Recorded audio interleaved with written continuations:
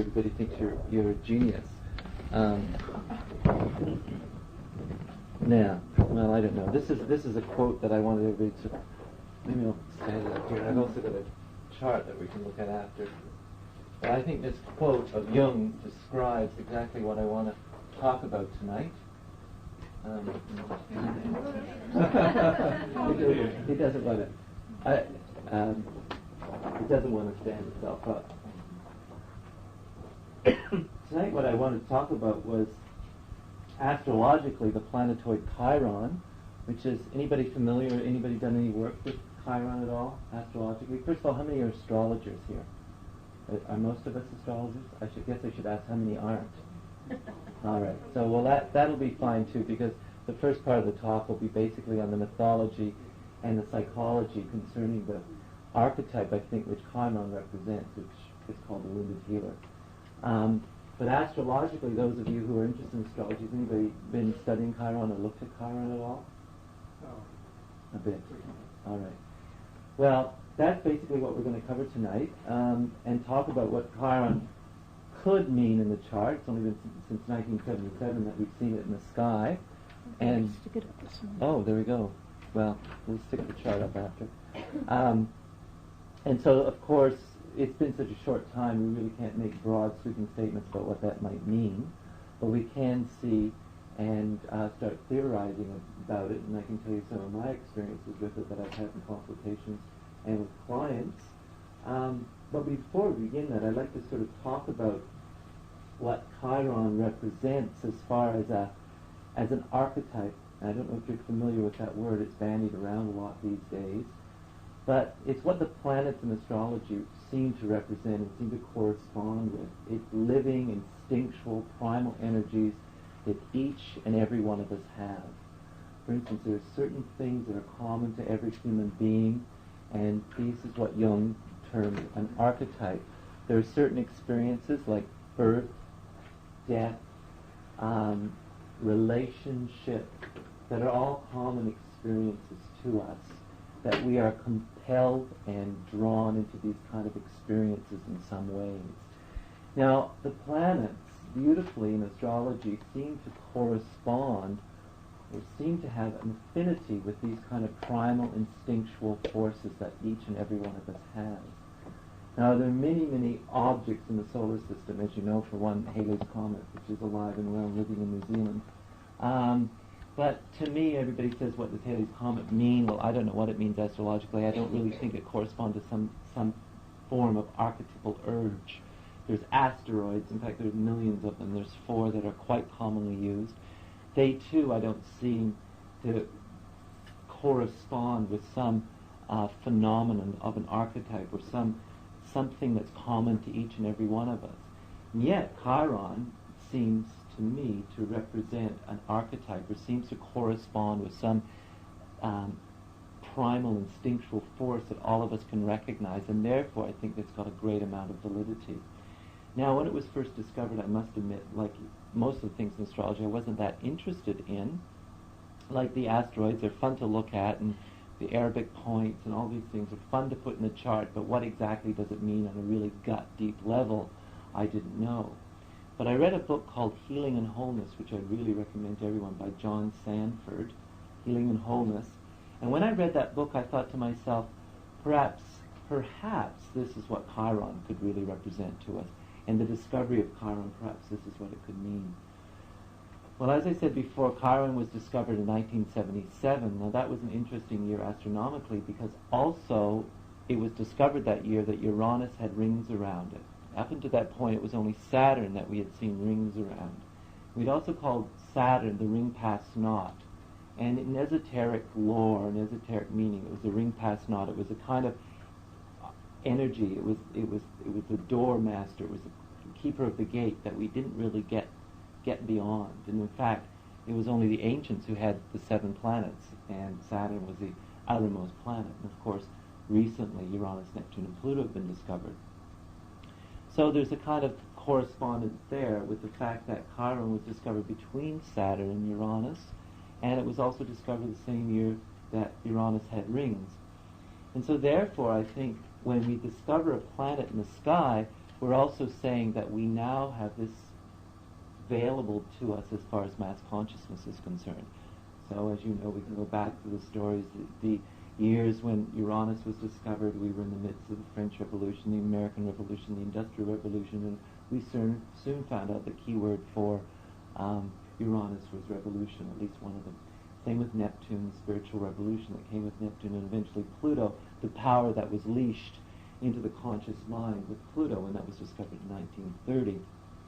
And from 1930, we have just made great strides with nuclear power, and what's come onto the planet is not only the energy to destroy mankind, but the energy to heal mankind, which is very platonic. So in 1977, I think a good place to start and say what was happening in the world, and perhaps this reflects some of what Chiron may be stating to us. One of the things I think was the revolution of holistic healing, one of the main megatrends of the future. And therefore Chiron has a lot, as you will see, to do with healing, with therapy, with counseling. But on a deeper level, I think we begin to explore not only the myth of Chiron, but the myth of Asclepius, who is the Greek god of healing. I think we'll understand a lot more about what Chiron is, because it also has a lot to do about what our woundedness is all about and where we are wounded. So what I'd like to do is start with a description of what Jung called individuation, Carl Jung. Because it's interesting that Chiron's discovered between Saturn and Uranus, both of which talk about the limits, Saturn, and the breaking of those limits, Uranus, on this journey of the soul, or this hero's quest, or on this pathway that we all walk on. And Chiron's discovered in between those two. It's some form of link between those two. And I think it has a lot to do with what Jung termed what individuation is all about. Now, individuation he termed to be the process of self-discovery, or making ourselves an individual entity or an individual whole, a psychological unit unto ourselves.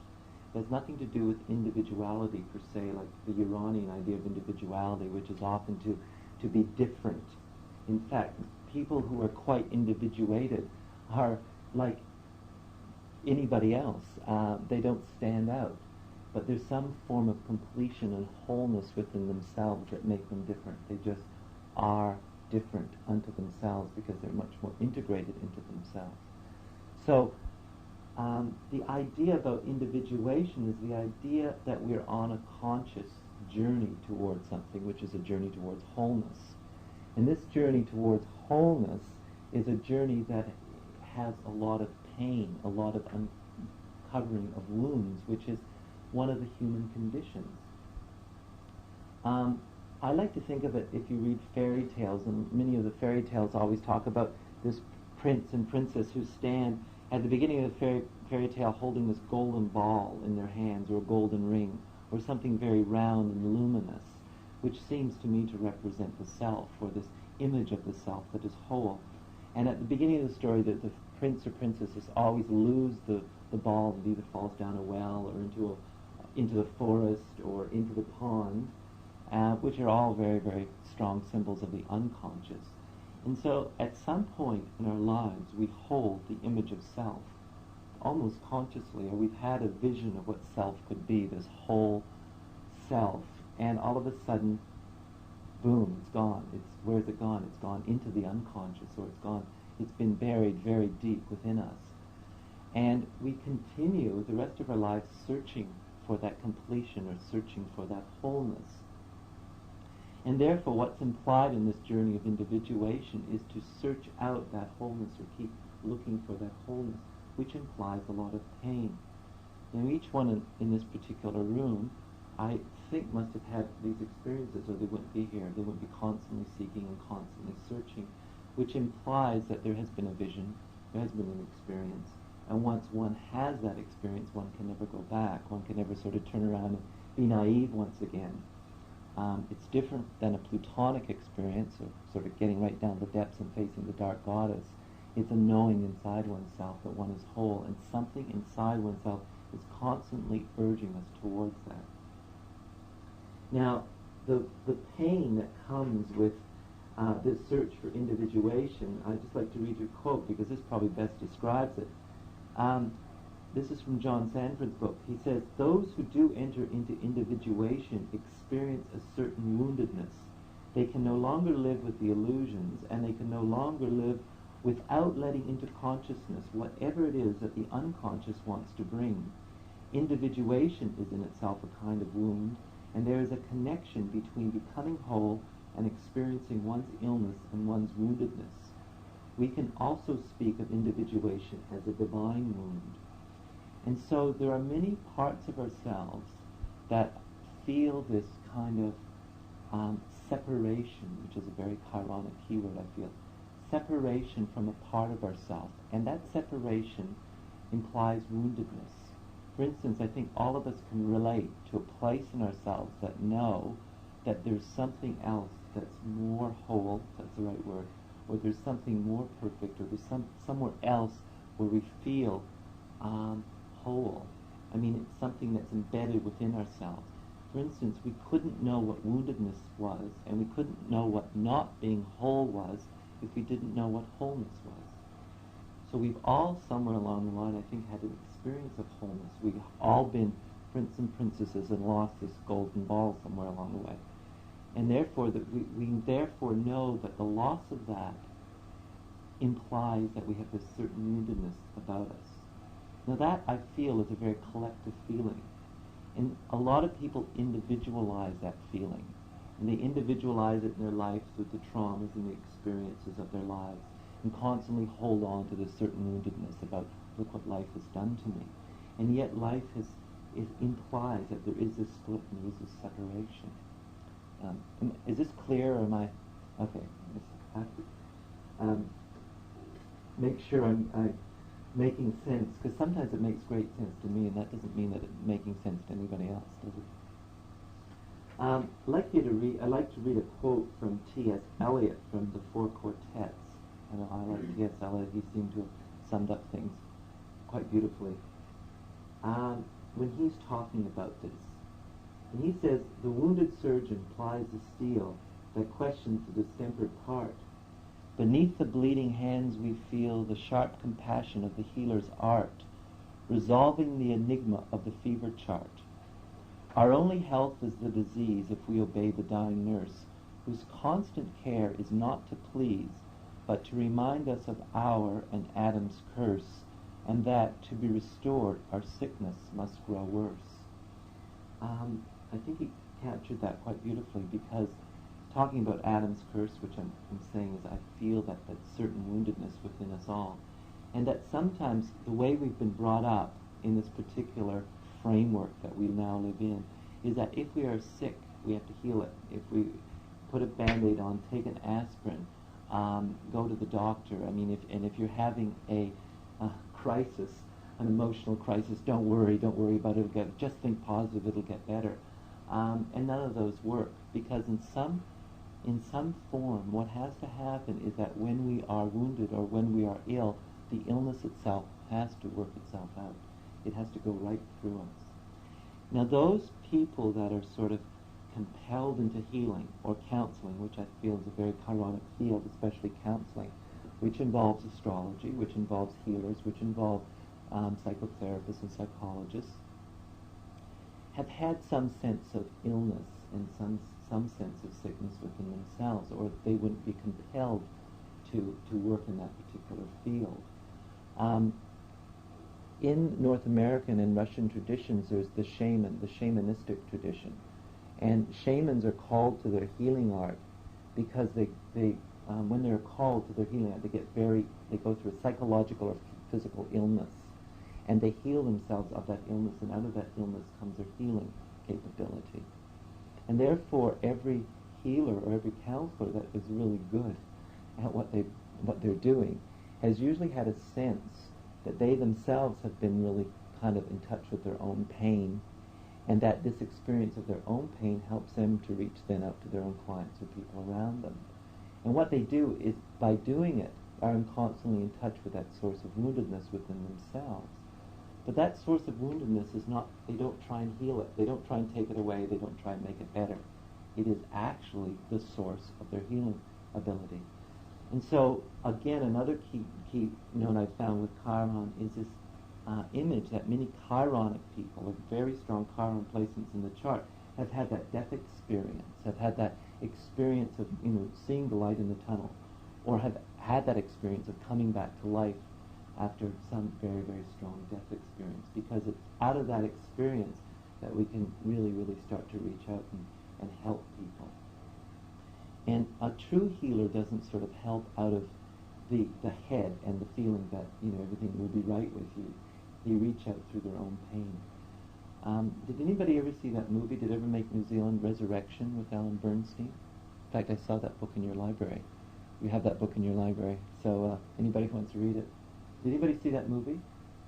Well, it was a fabulous movie. And what happened was, in America, it was on for about a week and then it was taken off, and yet it was just an incredible movie. In fact, the supporting actress was nominated for Academy Award, received incredible reviews from the critics, but I think what must have happened is that the moral majority must have got a hold of it and sort of said, taken it off, because it was a powerful movie for anybody who saw it, because it portrayed an archetypal feeling which I felt was very Chironic. And the story of that was this woman who, for her husband's birthday, gave him a beautiful red sports car, and of course red cars are impelled to go a bit too fast, which he did, and of course both of them had this incredible car accident. He died, and she died on the operating table and had that death experience, went through the tunnel, saw the light, knew that it wasn't her time to leave, and came back. And wasn't a religious woman by any sense, and eventually had to go off to the Midwest of America in order to sort of recuperate from her wounds, and gradually found that when people around her were ill, she could just put their hands on them and they would get better.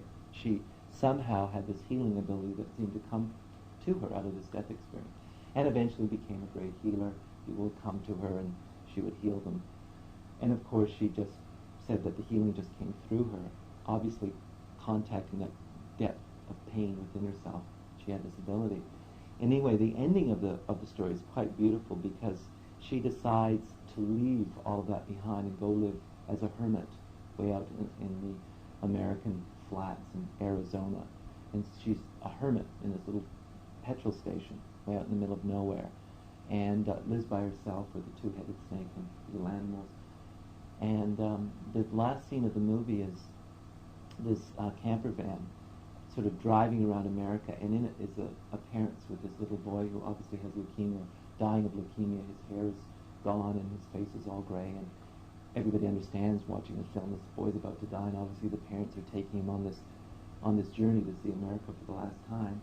And fate, if you will, pulls them up at this petrol station, and of course the wounded healer, Alan Bernstein plays a part, realizes what's happening and asks the parents if she can take the little boy for a walk, which she does. And at the end of this little chat they have, you can see in her mind what's going through her mind. Do I reach out and heal this child, or do I let it be what it has to be? And of course the end of the movie is just her asking the little boy to give her a hug, and she just puts her arms around the little boy, and there's just this ecstatic look on her face and on the little boy's face, and obviously the healing has taken place. And the movie ends very dramatically at that point. But I felt it portrayed what I'm trying to talk about tonight, was this feeling of out of death comes this healing. And not only that, but we always have the choice when to use it and not to use it. It's really a part of the collective, not part of the personal. Any kind of healing obviously comes from a collective source, not an individual source. And another thing that Chiron also seems to correspond to in charts is what I call burnout. And that usually happens when the counselor or the doctor or the psychotherapist seems to attach his own personal ego to the healing. So he's the one that's doing it. And look at all the clients I have. And oh God, this client is doing this, and I'm doing this with this client.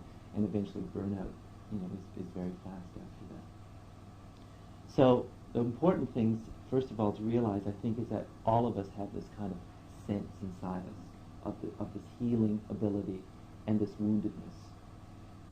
And it's out of the woundedness that we heal. It's not in trying to make ourselves better, and not in trying to make ourselves whole that we get healing. It's in just letting it be what it has to be at that particular moment. That's why I like this quote. And Jung sort of understood this idea that it's not the goal that's important. It is the work on oneself that is leading to the goal And that's what individuation was about. If anybody believes in reincarnation or whatever, one would say, I mean, this is an eternal process, this kind of thing. All right. One of the things I think that's really important to understand astrological terminology a bit more is mythology. It's rich with understanding. And mythology is not something that is created by the individual. It springs from the unconscious. A myth is like a collective dream. A myth is to the collective like a dream is to the personal unconscious. So when myths are created, when fairy tales are created, it's not somebody sitting down saying, I want to write a story about this person and this person, I want to create this or I want to create that. What it is it's like the unconscious, the collective unconscious portraying something at that particular moment of time. And so if we fail sometimes to understand sort of the very intricate things about some of our astrology, go back to the myths that are connected with these planets, these signs, and these ideas, and I think you'll find a great wealth of information there. So if we want to understand Chiron and this idea of woundedness and healingness, I think we can start with what the myth of Chiron is all about. Now, in mythology, Chiron there's a couple of myths about how he was born, but the one I like is that he was the son of Saturn, and therefore he was the grandfather of Uranus, the grandson of Uranus. So therefore we have the Saturn-Uranus connection right away in the myth, and he was discovered between these two. And what happened was Cronus, or Saturn, disguised himself as a mare and mated with Philia, this tree nymph. And it's interesting in mythology, all of the outer planets seem to disguise themselves all the time, which I think is quite appropriate, because anything that is transcendental can't be controlled, and it will use every trick in the book to try to get you, or try to become conscious, if you will.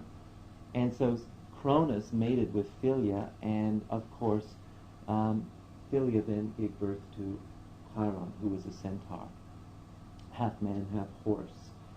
And of course Philia was horrified at this particular thing and begged the gods to turn her into a tree, which she did, and she became the linden tree. A lot of figures in mythology turned into a tree, and the tree is very important. So that's a whole other story. And then what happened was Chiron was raised on Mount Pelion, which was the same mountain in Greece that Zeus ruled, but he had the dark side of the mountain. And Chiron soon grew up. First, Apollo befriended him, and Athena befriended him, and he grew up in the arts of medicine and healing and herbology, and then also became a teacher of all the sun heroes. So we have him teaching Heracles and Achilles, Actaeon, Asclepius, and he taught all of these particular heroes the arts of Hercules. He taught astrology, medicine, and also fighting. So in some way he became a very, very wise sage. He was half man, half horse, and like the centaurs. And in mythology, the centaurs were always this rowdy bunch. I like to call them they're like Sagittarians. They used to just go out and get drunk and rape women in mythology. But which Sagittarians are inclined to do when you sort of throw them all together at a party. And but Chiron was not one of them. He was seen to be the leader. He seemed to be like them, but not of them. And he was seen to also be a very, very, what could one say, detached character, because he was seen to be the most refined and most cultured. And the centaurs weren't exactly a cultured bunch. And there's one story at a wedding when, of course, the centaurs, whenever they were invited somewhere, they always used to sit them downwind of the booze, because if the winds changed and they got a sniff of this booze, they'd just go crazy. And what happened, of course, at this wedding, they did and raped the bride. And, of course, rape in psychological terms and mythological terms is a lot different. It's a very profound statement. It's in so many myths, the idea of rape, and it's talking about becoming conscious of something. And so what happened was, of course, they were outraged and chased the centaurs over the hills, and of course Heracles was one of the people that was chasing the centaurs, and one of his arrows that he shot missed and hit Chiron in the heel, or in the leg, or in the thigh, somewhere in the leg. And the myth goes that it's very interesting that here he was the healer par excellence, Chiron, yet he could not heal himself. And that's where he became wounded. And there he was wounded in the leg, and he was wounded in the part of himself that had to touch the earth. You see, and that's another part of us that is Chironic. The part of us that is wounded is not the spiritual part, it's the mortal part. That is a part of us that is wounded. The part of us that has to stand in the earth, the part of us that has to touch the ground, the part of us that has to understand. That is the wounding. And so, as the myth goes, what happened? He couldn't heal himself, and what happened was Prometheus, who was sort of an Aquarian figure, he was sort of the first humanitarian, if you will. He went up to the gods and stole fire and brought the fire down to earth for man. So he was like this great Aquarian figure. And of course, Zeus was very mad at this and chained him up on a rock, and this eagle every day was eating out his liver. And so what happened, that's another interesting symbol. These are all very symbolic forms. Mythology is wonderful. Don't be frightened by the images in mythology. Kids aren't. That's why they love stories about monsters and Medusa and the Gorgon, and kids aren't afraid of them. And these are very, very blatant psychological symbols. And so what happened was Zeus needed Prometheus because Prometheus had vision, and he needed some prophecy. And so he agreed that Chiron and Prometheus could change places so that Chiron could eventually die. You see, he couldn't die because he was a demigod. He was immortal. So he changed places with Prometheus, who was allowed to die, and was put in the heavens and was the southern Centaurus, and that's a constellation in the sky that he is. So the myth is interesting in the fact that it talks about where we are wounded, which is in the mortal part of ourselves, in the part of ourselves that touches the earth.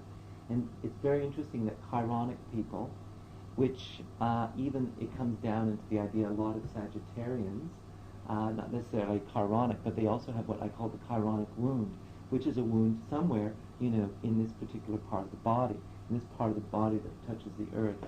It's arthritis in the hips, it's a bum knee from a ski accident, it's a twisted ankle, it's many kinds of things, it's scars that show up in the leg. And it's interesting how mythos oftentimes just works itself out right into the physical. Many characters in mythology have had this wound. Achilles, the Achilles heel. Every part of him was immortal except the heel. Jesus Christ, the wounds in the leg and in the hands. Chiron means hands, means handyman. And so Christ himself was a wounded healer. In the Bible, Jacob wrestling with the angel of darkness. It's a wonderful story how him trying to come out of the unconscious into consciousness, and so he wrestled with the angel of death all night long. And in the morning when the sun was to come up, the angel left him and touched him on the thigh, and therefore that once again the woundedness on the thigh. And so what we have is that understanding that Chiron has a lot to do with the wounding, the mortal wounding, and as I've seen it many, many times, these Chironic people have this scar somewhere in their leg. It's like their birthmark or birthright, if you will. Not all of them, but many times it works out that way.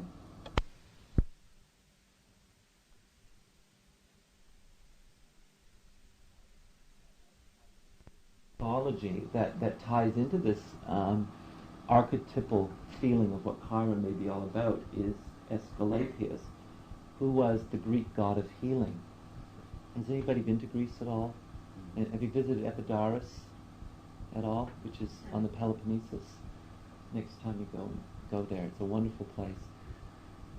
Aesculapius was a son of Apollo, and Apollo, the sun god, and you've been to Delphi though, I bet. Okay, well that was Apollo's territory.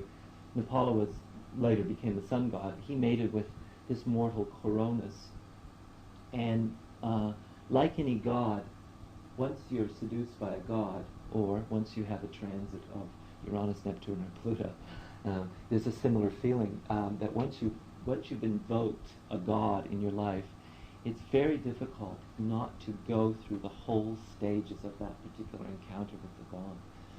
And so she was seduced by this particular god and became pregnant. She didn't know it, and of course he flew off as God's will.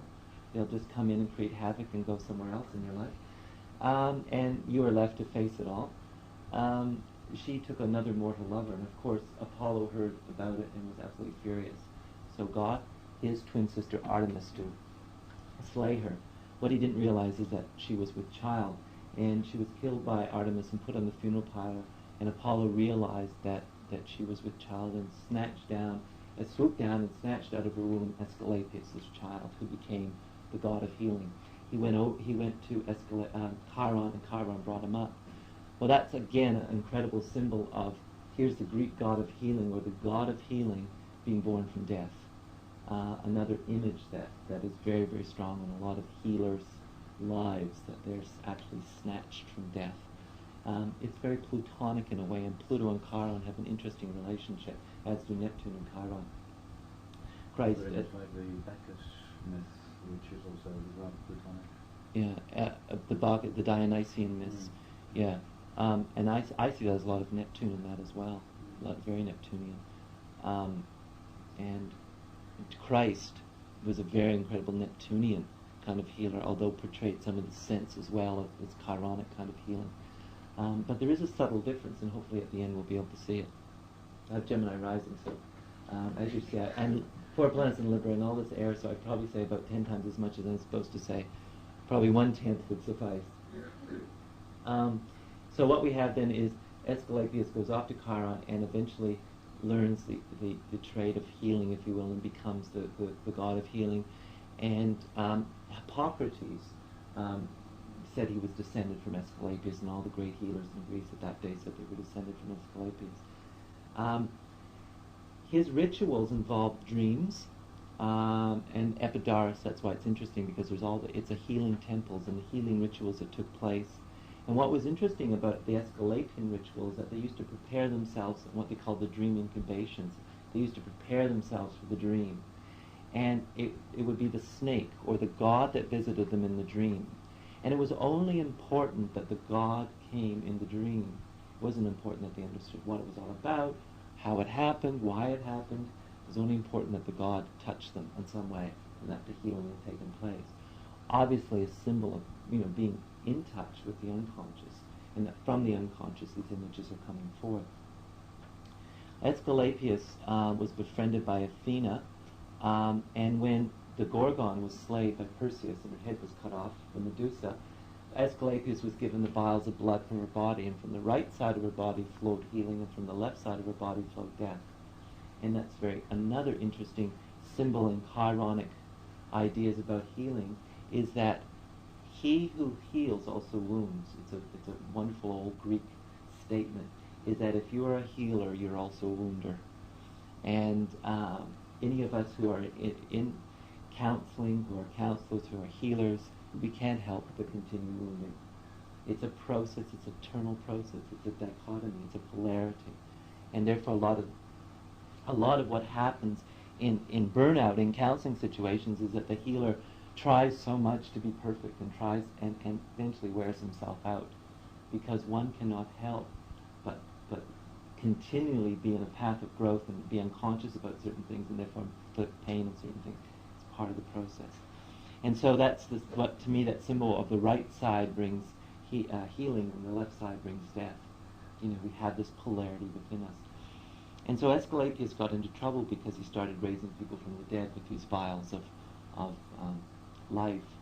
And of course Hades, the god of the underworld, was quite put out, or Pluto was quite put out, that he was being robbed of clients and nobody was now visiting the underworld. And of course Zeus intervened, shot him dead with the thunderbolts. Of course that encouraged the wrath of Apollo, who then rose Aesculapius from the dead. And he also was put in the constellations as a constellation Orpheus, which is a very interesting constellation because it impinges on the ecliptic right in the middle of the constellation of Scorpio. Again, a whole image of healing. And when you see the chart of Chiron's discovery, the 8th house, and Pluto's on the midheaven, and the sun is in Scorpio, and there's all this kind of scorpionic stuff going on. Again, a lot of healing stuff going on. So I think if we study those two myths, again, there's a lot of subtle keywords about what we could understand Chiron to be in our lives, and what it means to us, and what the idea of healing really, really means on a very deep level. Does anybody have any questions or comments about that particular thing? In classes in Melbourne, and I was giving classes in mythology, and they were sort of six-part classes, and we would, basically for astrologers or people who are interested in tarot, people who are interested in imagery, and we deal a lot with mythological themes. And of course, one of the themes that has to come up is myth and dream are so similar. And it was very interesting that one day in the class, a woman came and she'd had a dream. It's not surprising that when one starts dealing with images that people begin dreaming. And in this particular dream, she was in a void, in darkness. And there was just darkness and blackness all around her. And then all of a sudden she saw a knife come out of nowhere into the darkness and slash the blackness, and out poured colors and colors and colors and colors. And so she just said there was just like the rainbow of colors kept coming, which is incredible. I thought, wonderful dream for her, talking about delving into the unconscious far enough and facing the darkness, and all of a sudden this happened. But there's a story, an Aboriginal story, which is very, very similar to that. And it's a story of how the birds got their colors.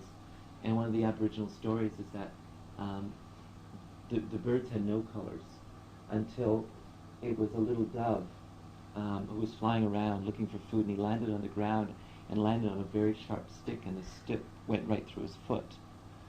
And he laid on the ground and was in pain, and his foot swelled up, and everybody gathered around and was watching him die, this little dove. And then all of a sudden, this parrot saw him and decided to pull out this stick that was through his foot, and grabbed the stick and pulled it out, and out of the wound splashed all these colors and splashed over all the birds. And so that's how the Aboriginals tell one of the stories about how the birds got their color, which I thought was an amazing thing, because it not only corresponded with the dream, but also corresponded with that image of the wounded healer. Here we have, the bird that has a wounded foot, again a very Chironic, is wounded in the foot, just like Chiron was, and it's healed. And out of that pain in his own foot comes the healing, comes the color, comes the life that all the other birds are able to partake in. So I found that really, really interesting about the correspondences that go on all the time if you're interested in something. Well, let's look at astronomically a bit about what Chiron is. As I said before, it was discovered in 1977, and it was discovered in between Saturn and Uranus in the sky. It has a very unusual orbit, even more so than Pluto, in the fact that it's very... what's the right word? Thank you very much. It's a tongue twister for me. And takes actually 49 to 50 years to go around the sun. Now, if you think about it, 49 is interesting because we have the 7-year cycle coming in once again. We have Saturn, which is the 4 times 7 cycle, the 28 to 30-year cycle. We have Uranus, which is the 12 times 7 cycle. And now we have Chiron, which is the 7 times 7. So once again, the universe has supplied us with this wonderful logistical kind of numerological vibratory rate, which is 7, 4, 7, 12. Important numbers. Not only, as I said, has a strange orbit, so what happens is that it spends very little time in Libra, just zips through Libra. Sometimes it only takes 12 and a half months, sometimes a year and a half, and plods through Aries. Well, anything that plods through Aries must be quite interesting. So anything that's been... Pardon? Yeah, Pluto's slow in Aries too. It plods through Aries and Taurus as well. But Pluto's still the slowest in Taurus, but Chiron is the slowest in Aries. So it takes sometimes 8 years to get through Aries, and has that very, very strange orbit. So what we have is that it's almost like the axis of Gemini and Cancer and Sag and Capricorn are sort of the mid of those. It's sort of mid-rate of those, and very, very fast in Libra, and very, very slow in Aries. That sort of a thing about it. that makes, it's like Pluto in the fact that it speeds up, and therefore certain generations experience certain phenomena at different times. So for instance, like Pluto, with the Pluto and Taurus generation, they would experience Pluto square Pluto almost, getting on to their 60s, whereas now the Pluto and Leo generation are experiencing Pluto square, at 40 to 45. I mean, life has really sped up for them, and life in general has sped up. So what we have with Chiron is the same thing too. We experience the Chiron squares at different times for different generations. But we experience that Chiron return around age 50, 49 to 50, which is another important time in our lives, I feel. It also has a very strange feeling. Scientists can't really say whether it's part of the natural solar system or it was brought into our solar system. And there's almost, I think it's about 7 out of 8 chances that it will not remain exactly in that orb where it is right now, and actually may be pulled farther out, even maybe pulled out of our solar system. But that's not going to take, of course, hundreds and hundreds of thousands of years, so we don't have to worry about it. So, astronomically, I find that that's very interesting, because we have this once again, very, very small planet, or planetoid. And as I said, I feel it's very important because it corresponds to an archetypal feeling, this idea of what the wounded healer is all about. Now, the interesting things that I found about Chiron astrologically are in the chart is concerned, and anybody who doesn't know whether Chiron is a heaven ephemeris here, so afterwards you're welcome to look it up. And also Margaret has some photocopies, and she'd be willing to photocopy those if anybody wants them after, get in touch with Margaret. What I found is that very strong Chironic placements, that's Chiron the ascendant, Chiron sun, Chiron moon kind of feelings, really do seem to indicate some of the keywords that the myths and this feeling of what the wounded healer could be all about. There's a feeling of separation with Chiron, just like Chiron was separated from his mother, or separated at birth. There's some kind of feeling of separation involved in Chiron. There's an understanding of one's own woundedness, definitely, Chiron. Very strong Chironic placements, I feel, have had that death experience, and many people can relate to it. There's this idea of Chironic people have this wound that doesn't heal. I think it's quite abhorrent for most people in the 20th century to think that we may have wounds that will never heal. And yet it's one of the most powerful, I think, symbols that we could have, that we actually do have wounds that will not heal, and it's out of those wounds that true healing can come, and true reaching out can come. So, how many people in this room sort of know where their Chiron is, or... Okay, so a few of us know. Anybody here have strong Chiron placements, like Chiron the ascendant, Chiron sun, Chiron moon? Margaret, you have Chiron Venus, Chiron Pluto Venus. There's a generation born in about 1940, 1941 that have Chiron conjunct Pluto. Given the fact that they had the Jupiter-Saturn conjunction and Pluto squaring it, and Uranus and Taurus as well, sort of another little thing that we can put in the pie to add to that incredible fixity of that generation. What I'd like to do then is just go through and maybe describe how I feel some of these things could manifest. So anybody have Chiron on the ascendant involved?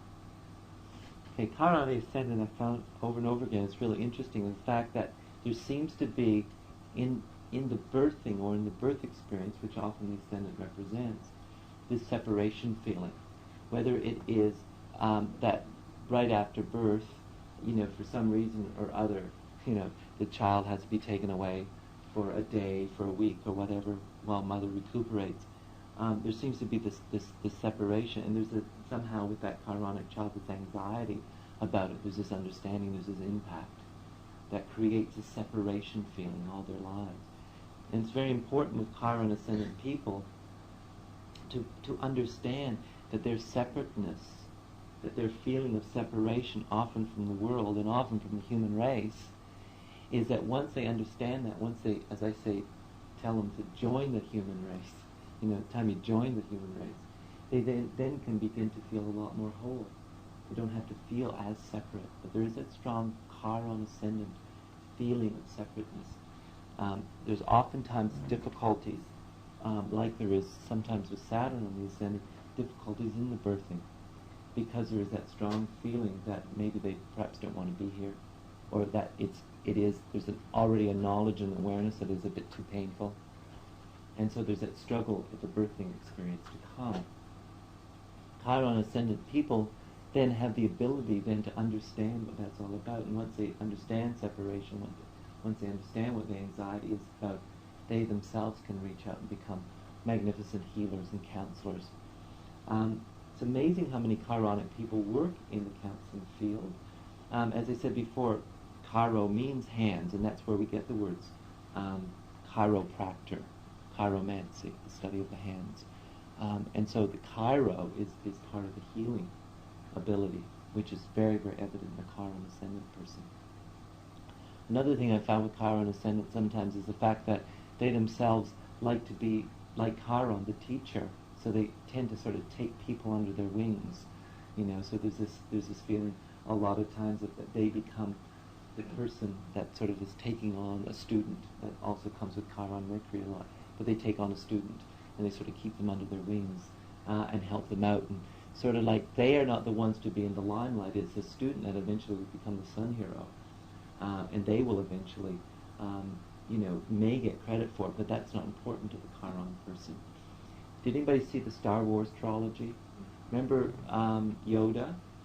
Well, he was Chiron, I felt. There was Luke Skywalker, the sun hero, and where would he go? He'd go off to Yoda, this very diminutive, funny-looking creature who was very wise and very healing. That was the mentor, Chironic feeling, and I thought Spielberg was quite amazing to put that little character into the drama because he to me was very, very, very Chironic. Chiron ascendant people too often may have that mark of like the shamans often have, that somewhere in their lives they do have that difficult calling towards kind of a profession that may have to do with healing and have to go through that psychological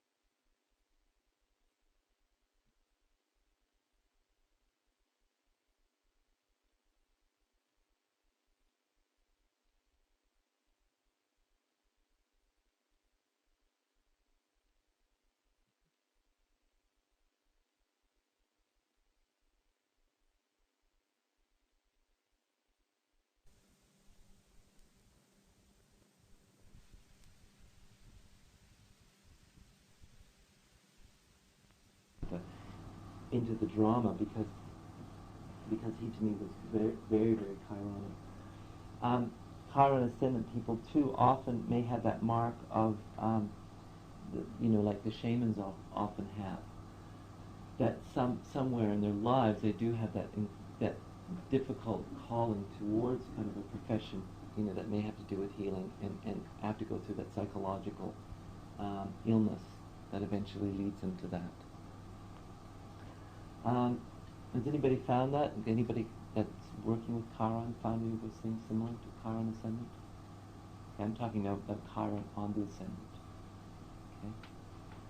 I feel since it's a brand new area of study, that what we have to look at is basically Chiron in conjunction or in aspect to other planets or the angles. Because what we're dealing with there is really, really strong energies Chiron through the houses. I mean, how can one really understand what that represents until we sort of do years and years of this particular study? Although there are people who write about it. But when we see Chiron, I think interacting with the other archetypes, I think that will sort of give us more of an understanding what Chiron could mean. Chiron Sun people, well, obviously that is a statement. A lot of what we've been talking about is the wounded healer. Chiron Sun people have that innate understanding of what healing is all about. And again, like Chiron Ascendant, feel a separation, anxiety on some levels of themselves.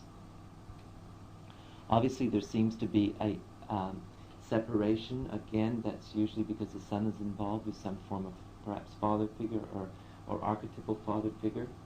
And if, the Chiron Sun person, obviously the kind of the talents lie in their, again, delving into themselves, understanding of their own woundedness and how that they can reach out and help other people through that particular thing. The vitality and power of the Sun, which also too helps us, with our own self-healing ability. Once that person goes through their own Chironic experience and understanding of what Chiron can mean, then they can sort of use that even more as more of an impact on life. It's interesting because the Chiron Ascendant and Chiron Sun people also too may have that kind of woundedness about them, that I was talking about may manifest many, many times. I've seen that, in the legs, that absolutely manifests the scar, and it's come up many, many, many times. Interesting example was a Chiron Sun person that I know who heard, the year Chiron was discovered, 1977, heard that they had cancer. Actually, she's an Australian woman that was living in Canada who's now back in Australia. And she also actually had a scar on her leg from an operation on her knee, an operation years ago. And she had Chiron Sun. And in 1977, when she found out that she had cancer, it sort of set her on her own, metaphysical inward journey to understand what that was all about. And within 2 years, she'd healed herself of cancer. She also wrote a book about what that was all about, and now works with patients, and she's doing that in Australia. There's a wonderful man, I forget his name, in Melbourne, anyway, who does therapy with cancer patients. And she's working alongside and helping people, that are going through that process. And so there you see that's a pure kind of feeling of here's a person that had to understand for herself, heal herself, and then constantly reaching out through that to heal others. And of course, when one does that, like she's doing, she's constantly reminded of her own pain, her own trauma, and the anxiety that she must have gone through when she had it herself. And yet it's from the source of that she has this great healing potential. What else about Chiron Sun? I'll come back to that because I know things will pop up as soon as if I go back to my notes, which I should be looking at, and I can remember everything, but I don't like doing it.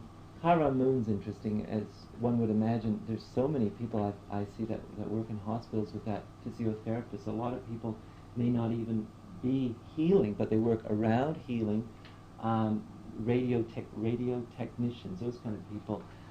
It just seems that there's this presence that sort of impels them towards this kind of working in that particular milieu. There's a lot of nurses, thank you, a lot of nurses that I've also seen with Chiron Moon, very much so. Interesting, I think probably I've seen about 2 or 3 people with Chiron Moon.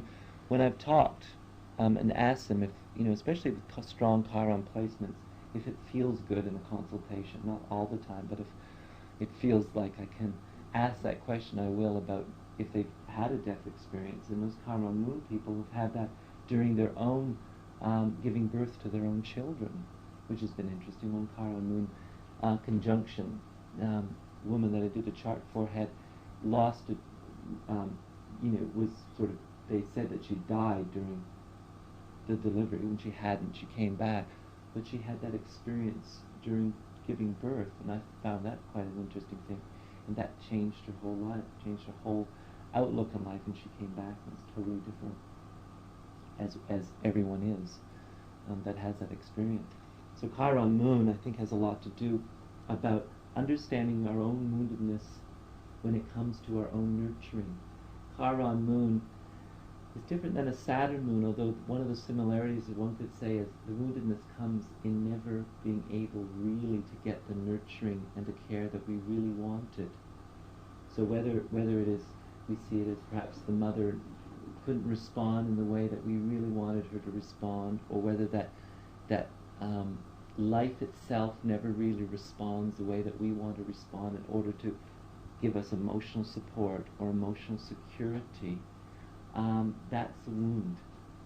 And when one realizes that, one then can sort of reach beyond that and start giving out exactly what one didn't receive.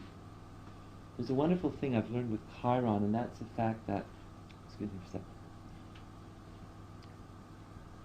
It's amazing, life is incredibly ironic, and I don't say this is chironic in itself, but I've sort of come to this understanding through sort of looking at that archetype of what Chiron could be, is that life is so ironic in the fact that what we usually want, what we really desire, what we really feel we need, especially as pre-Saturn return people, what we really feel life didn't give us.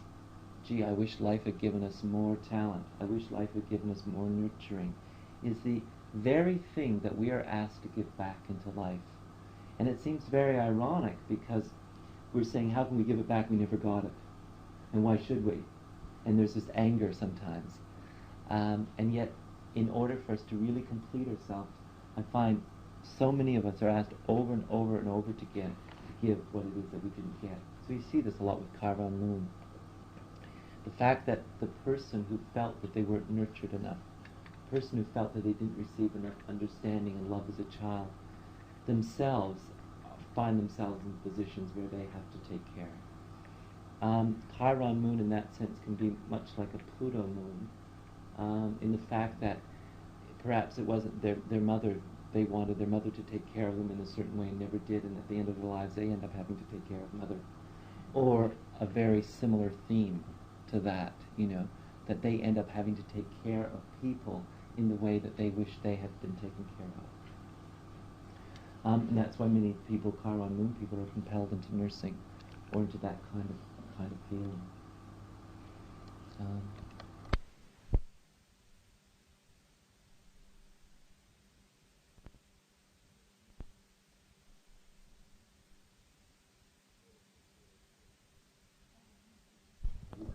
Oh yeah, moon Pluto. Most generally ruling 6th in 6th, in the 1st, in the 10th.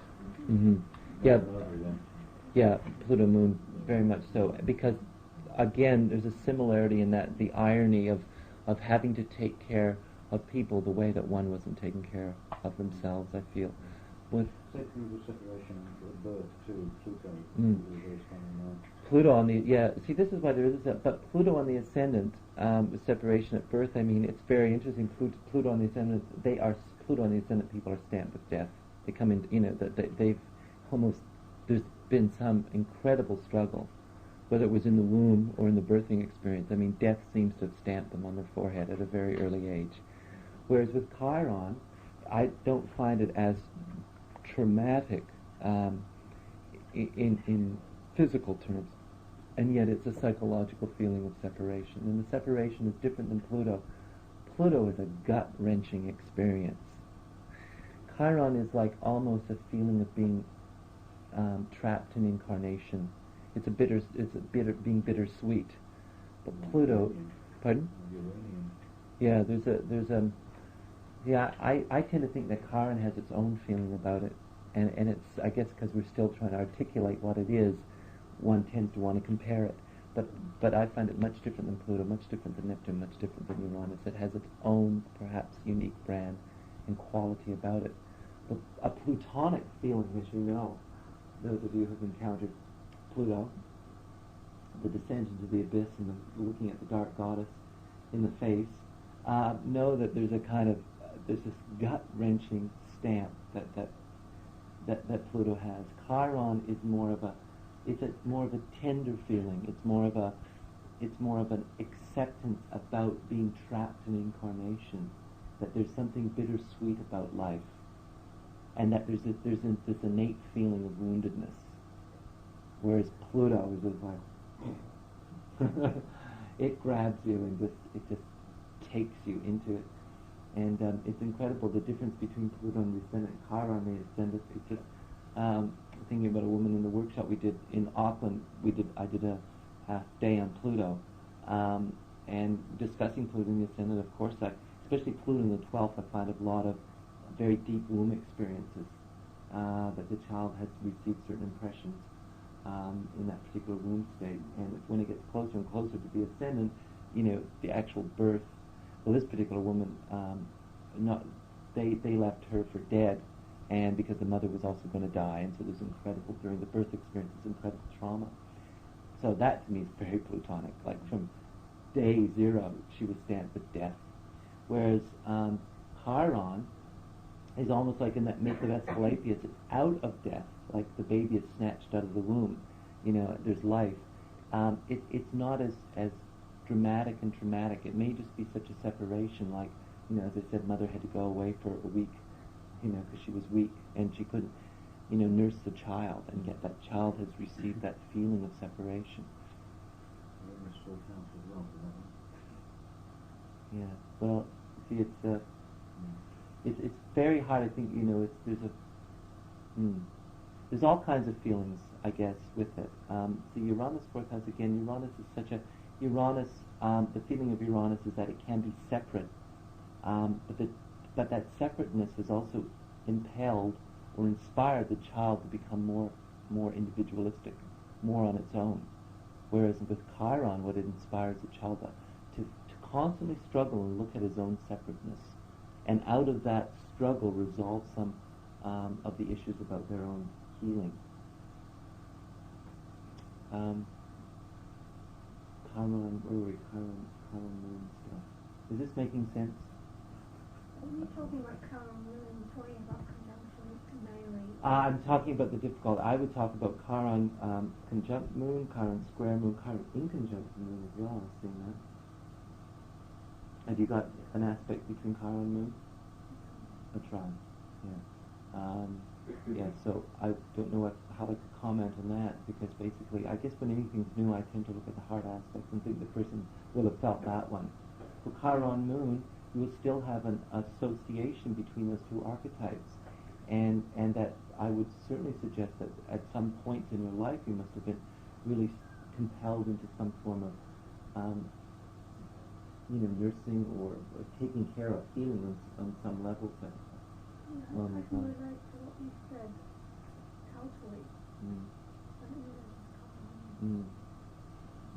think that experience of feeling being deprived, therefore I'm paying it back. Yeah. I'm giving back what I didn't. And do you have children? Mm-hmm. And what age was the first child born? Only 7 return.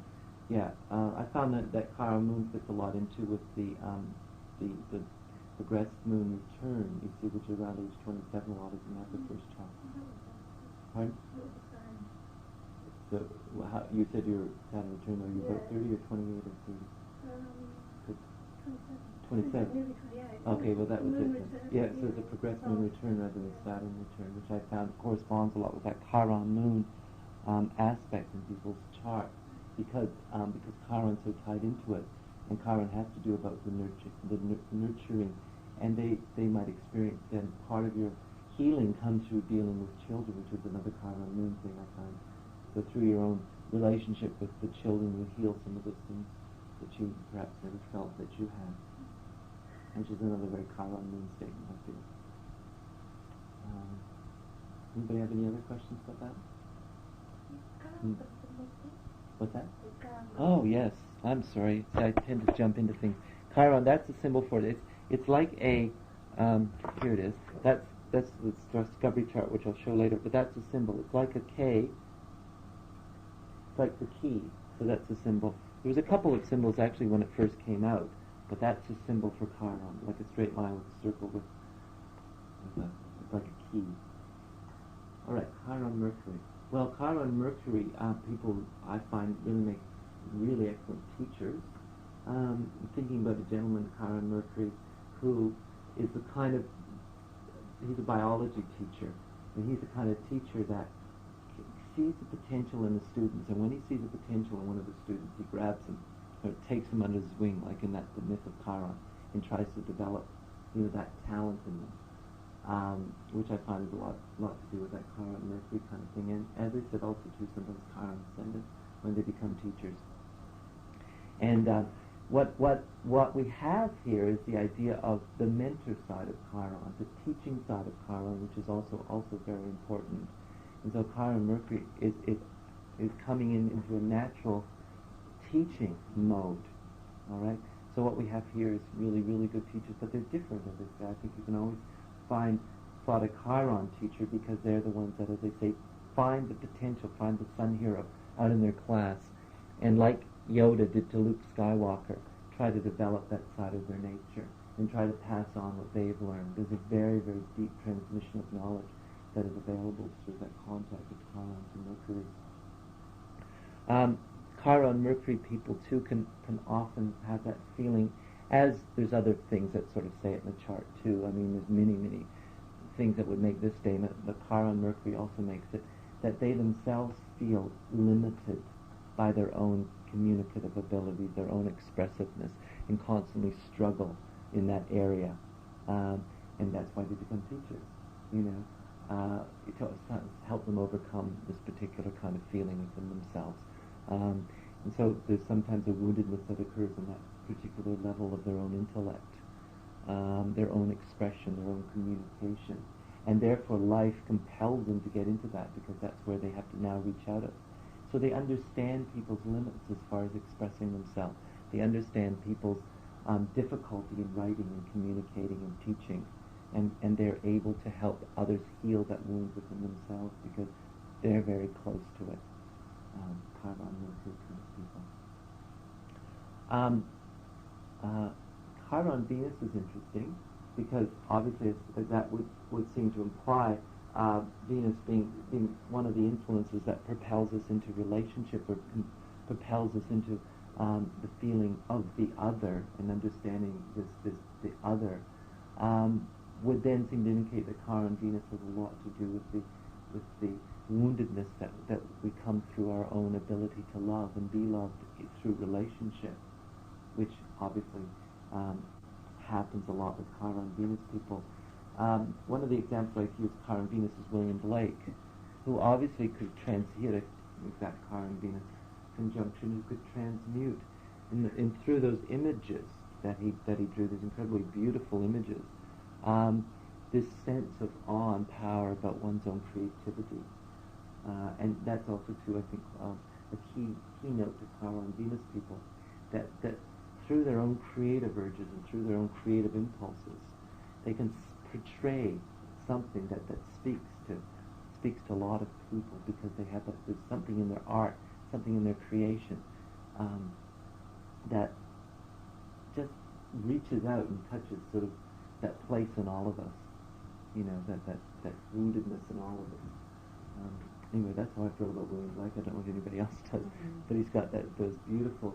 It's almost like the soul comes through in what he's talking about, and in the journey of the soul, one has to also see that there's a lot of rough, dark, difficult passages in it.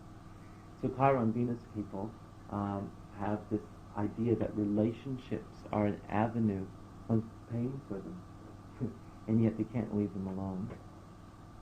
Also impelled to the encounter with the relationship, impelled to constantly working at it, impelled to find what it is within their own relationships, constantly seeking sometimes to find that place that they know and share that with the partner, and yet that's a constant pain that they can never seem to do that.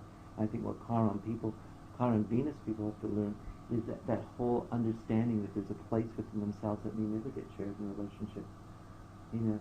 It's something that they carry, that woundedness, and what they have to learn to do is let go of that, so that when in the letting go of it, again, the healing can start to begin. And there's a kind of more of a collective feeling. It's a very strong, with Chiron Venus, it's a very strong feeling of understanding what the collective idea of what love is all about, and not necessarily being able to experience that in a personal relationship. and yet understanding what, like what love is all about, and yet sometimes never really having that in a personal relationship. And that's a really difficult one to sort of work out, because there's such an innate sense of beauty inside that person, and yet the sadness is that sometimes it doesn't get shared. And that then inspires a lot of poetry, a lot of creativity, a lot of art, and it can be used up in that. And when it comes, the wonderful thing about healing is that when one tends to let it go, meaning that when one tends to not try to do anything about it to make it better, it heals itself. If we could only learn that, I think we'd be, much farther down the road in the fact that we can just let something go. It'll come back and begin to work for us.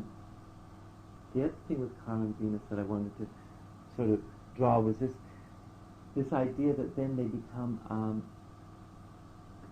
feeling like this poignant understanding of what love is all about, and for them to really understand that it can't be oftentimes misplaced, that what they're looking for in a personal relationship is something that really doesn't exist. It's a bit, see, now you get an idea of what Neptune, that Neptune, the constant search for the ideal within the other person. This isn't a search for the ideal so much as a search for this poignant understanding, that one to the other can have. To another person to understand themselves like they understand themselves, which is a bit different than Neptune, which is just, like totally absolve me and love me and merge with me. And so it can become a very painful road in relationship, a rocky road with Chiron Venus. Eventually, as I say, they find a creative and art form which will really help them to express that. And eventually, when they learn to sort of just, they make wonderful relationship counselors. And when they learn to deal in those particular areas and learn to accept that, they themselves feel much more fulfilled in life. For Chiron and Venus, I just thought about it now. I've seen a lot of really interesting relationship counselors with it, as with Chiron in the 7th. Sometimes that often comes up. Chiron Mars. Well, it's interesting because when we're talking about certain fields of medicine, and Chiron Mars, what that fits really, really interesting and succinctly with is obviously surgery, which I've seen some surgeons with a very, very strong Chiron Mars. So obviously the kind of healing that they're sort of compelled into doing is this kind of using the force of Mars, cutting very strongly, because obviously there's a strong impetus to slice through things with Chiron Mars. There's an understanding that, on some psychological level, that they want to break. And so when it comes out in healing force, obviously that's one way of doing it. But Chiron Mars people, and I haven't seen as many of them as I have all the others, and therefore can't comment as much as I'd like to on it. But I have a feeling that they themselves too have sort of chosen sort of this rocky ride in learning about their own ideas about anger, and their own ideas about assertion, their own ideas about what Martian things are anyway, and that they have an innate sense of what that is all about, and also a difficulty in their lives, as children growing up, of expressing that, of expressing what it is, that their anger was always misunderstood, their action was always misunderstood. There was never a support or a container to give them a healthy kind of view of what anger, assertion, expression, frustration, and in what areas that can go in. And so they constantly perhaps sometimes feel blocked. Obviously, when they start looking at that and releasing some of that, there seems to be a really nice expression of healing, teaching, and helping that can come from that. As I say, I haven't seen a lot of... Anybody here have a Chiron Mars? Strong Chiron Mars? You have a semi-square. And how is that? Could you comment on that in your own personal chart, or how's that work for you? I'm not No, but yeah, obviously there's lots. The Chiron, Mars people that are using it, I think that would be one form of expression. But no, just about him, would you tell us a little bit more about your chart, where's Chiron, your chart, where's your sun?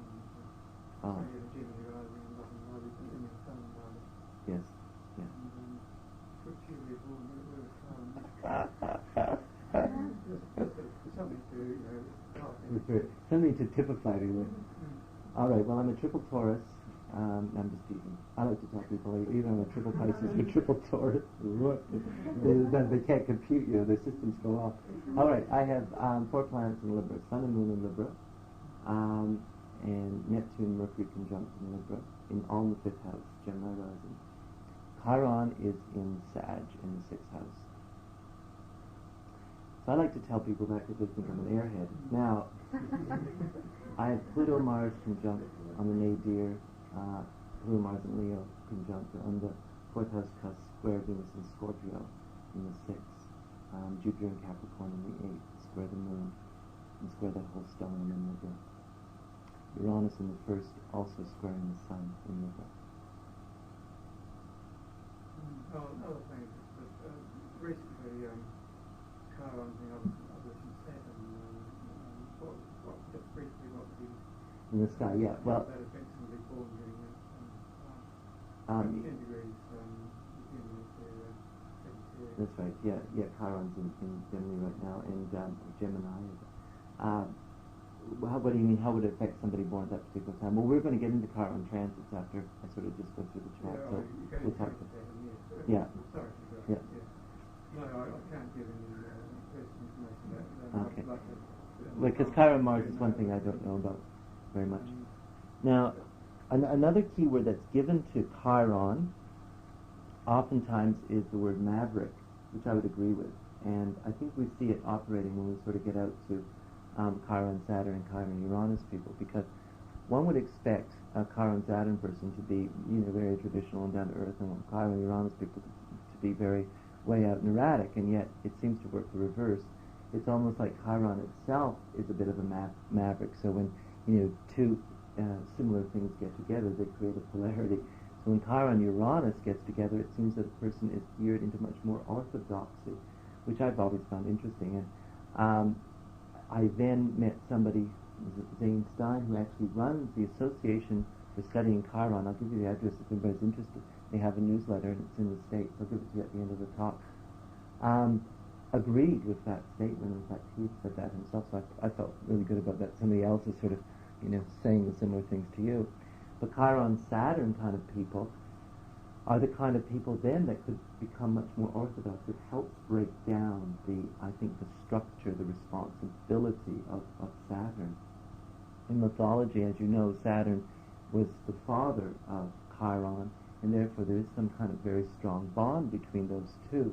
And so, for instance, Saturn, Chironic people, I really feel are those kind of people that then can help them break down the rigidity and the structure and the responsibility that oftentimes Saturnian people find very, very weighting on their shoulders and weighs on their shoulders quite a lot.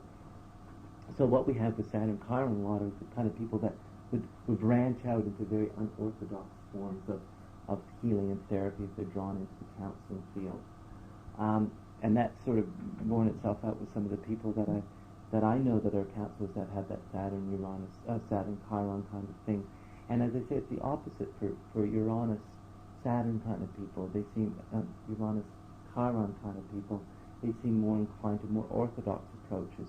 And this is where we get a lot more of the kind of chiropractors. So chiropractic practices are unorthodox. They're very disciplined and very structured in what they do and how they approach it. And so you see sort of those forms of healing taking place with Uranus Chiron kind of people. And it's very difficult then when you start talking about Chiron from Jupiter on out, because we have sort of generations of kind of people born, and how does that manifest in a personal way with them. And all I can comment is on that kind of theme of what we're talking about tonight, the wounded healer kind of thing, in that Chiron Jupiter kind of people, as one would expect, again take the road of using their healing and their teaching talents in some form of Jupiterian way, which is some form of philosophy about life, some form of teaching about life.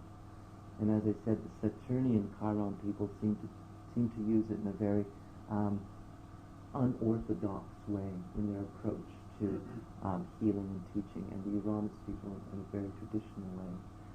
Now, as I said, there's this Pluto-Chiron generation that was born around 1940, which is interesting because they're the people that sort of, when Chiron is discovered in 1977, are kind of the people that are helping this mega trend of holistic healing to come into being. And if you read that book, Mega Trends, I forget who it's by, but he lists about 6 mega trends for the future, and one of those is holistic healing. So it's interesting with Pluto-Chiron, that generation, pushing holistic healing out into the public, out into the fore, and getting everybody to sort of recognize that. And that sort of, I think, is a trend that really, really helped, was surfaced in the late 60s and early 70s. And of course, everything else also going through Scorpio is helping, and now Pluto and Scorpio, it's pushing that up to the fore even more. It's interesting, Pluto and Scorpio. I had a fun time with that, talking about it, because I always like to say, because everybody always talks about AIDS and Pluto and Scorpio, and I said, well, if one understands what the Plutonic experience is all about, 8th house is all about, one is supposed to die from having sex. I mean, the 8th house is all about sex and death, isn't it? And the Scorpio and the autoimmune system, yeah. And the 8th house experience is about the ego dying and merging, and a Plutonic person wants to merge with you. They don't want to have a relationship. Scorpionic people don't form relationships. They take hostages. They want to have a relationship with and merge with you on an incredible deep level. They don't want to have a fleeting, little relationship. So they drag you into the underworld, take you hostage, and want to totally merge with you. So the only way out of that relationship is to die. If you have a relationship with Scorpio, and you'll find out, talking metaphorically and psychologically. But also, too, when a relationship with a Scorpio breaks up, you do die because you've never existed. That's it. You've never existed. All the pictures of, like go to a Scorpio's home after you've left, and you're cut out of every picture. So you've been with them for 20 years. Who are you speaking of? I just have to inject some humor here. But the thing with the Pluto and Scorpio getting off the track a bit, when we think about it, that's the uncanny thing about astrology, is the fact that on the collective level, what is being manifested through this phenomenon called age, which I think that they're calling an epidemic, which I think is ridiculous. I mean, there's 3 million people dying a year of famine, and that doesn't get into the papers very much. We have this idea that the death and sexual experience somehow are getting related. So the collective, or the collective unconscious, creates something like a child would create, that's so blatant, which should be make us all be asking the question, what about our own levels of intimacy? What about our scorpionic parts of ourselves? What about the collective scorpionic parts? What are we doing? How have we denied it so that it has to manifest in this particular way? So especially in the media or anything, whenever I like asked a comment about AIDS and Pluto and Scorpio, I said, well, that's exactly what you're supposed to be having. You're supposed to be dying from having sex. But anyway, not in the physical sense, unfortunately. All right. Let's talk then about Chiron and how it can affect us by transit. Right now, Chiron is in Gemini, and I do have an ephemeris here after if you want to look up their placements. Chiron by transit, what I've found, Chiron transiting in the chart, or a planet transiting Chiron, seems to be a turning point in that person's life. If it's a major transit. I mean, we're talking about Chiron transiting over an angle, or Pluto going over Chiron, or Uranus going over Chiron in the chart. I'm talking about a major kind of transit. Now, most people that are in this, I see a lot of people in this room that would be born perhaps in the late 40s, early 50s. Or am I wrong again? Yeah. They have a lot of those people, they will have Chiron in Sagittarius. So therefore, Saturn's gone over it, and Uranus has gone over it because it's relatively early Sagittarius if Uranus is. And a lot of that transit for those kind of people mark an upsurge in their own desire to heal themselves, in their own desire to sort of push on with their own individuation process. And therefore Chiron transits and transits to Chiron represent images and experiences in that person's life that help them push even more on this road towards individuation, that help them push even further in this road towards self-healing.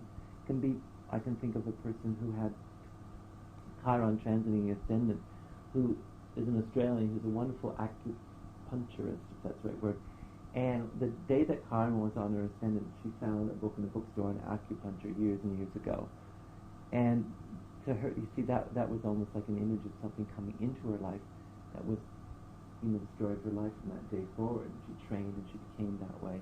And of course, obviously, when Chiron was involved, you know that she's also going to be very good at it because there's an innate understanding of what healing must be in that person's life. Because Chiron implies that person themselves, on some level, whether they recognize it or not, have that image of the wounded healer within themselves. So, if we look at the transits of Chiron, or transits to Chiron, I think that what we can look at is, first of all, this feeling of individuation, this feeling that we're coming closer to an understanding of what it is that we're reaching for. I think during those transits or transits to Chiron, we're also getting in touch with some of these wounds that may have been buried, that we've so subtly locked away, and that they may come up for revision. We also get an image of something changing in our direction, I think, as far as what we're looking for in life, as far as studying a certain subject, as far as getting into a certain field. A lot of people change their directions that way. That's nice.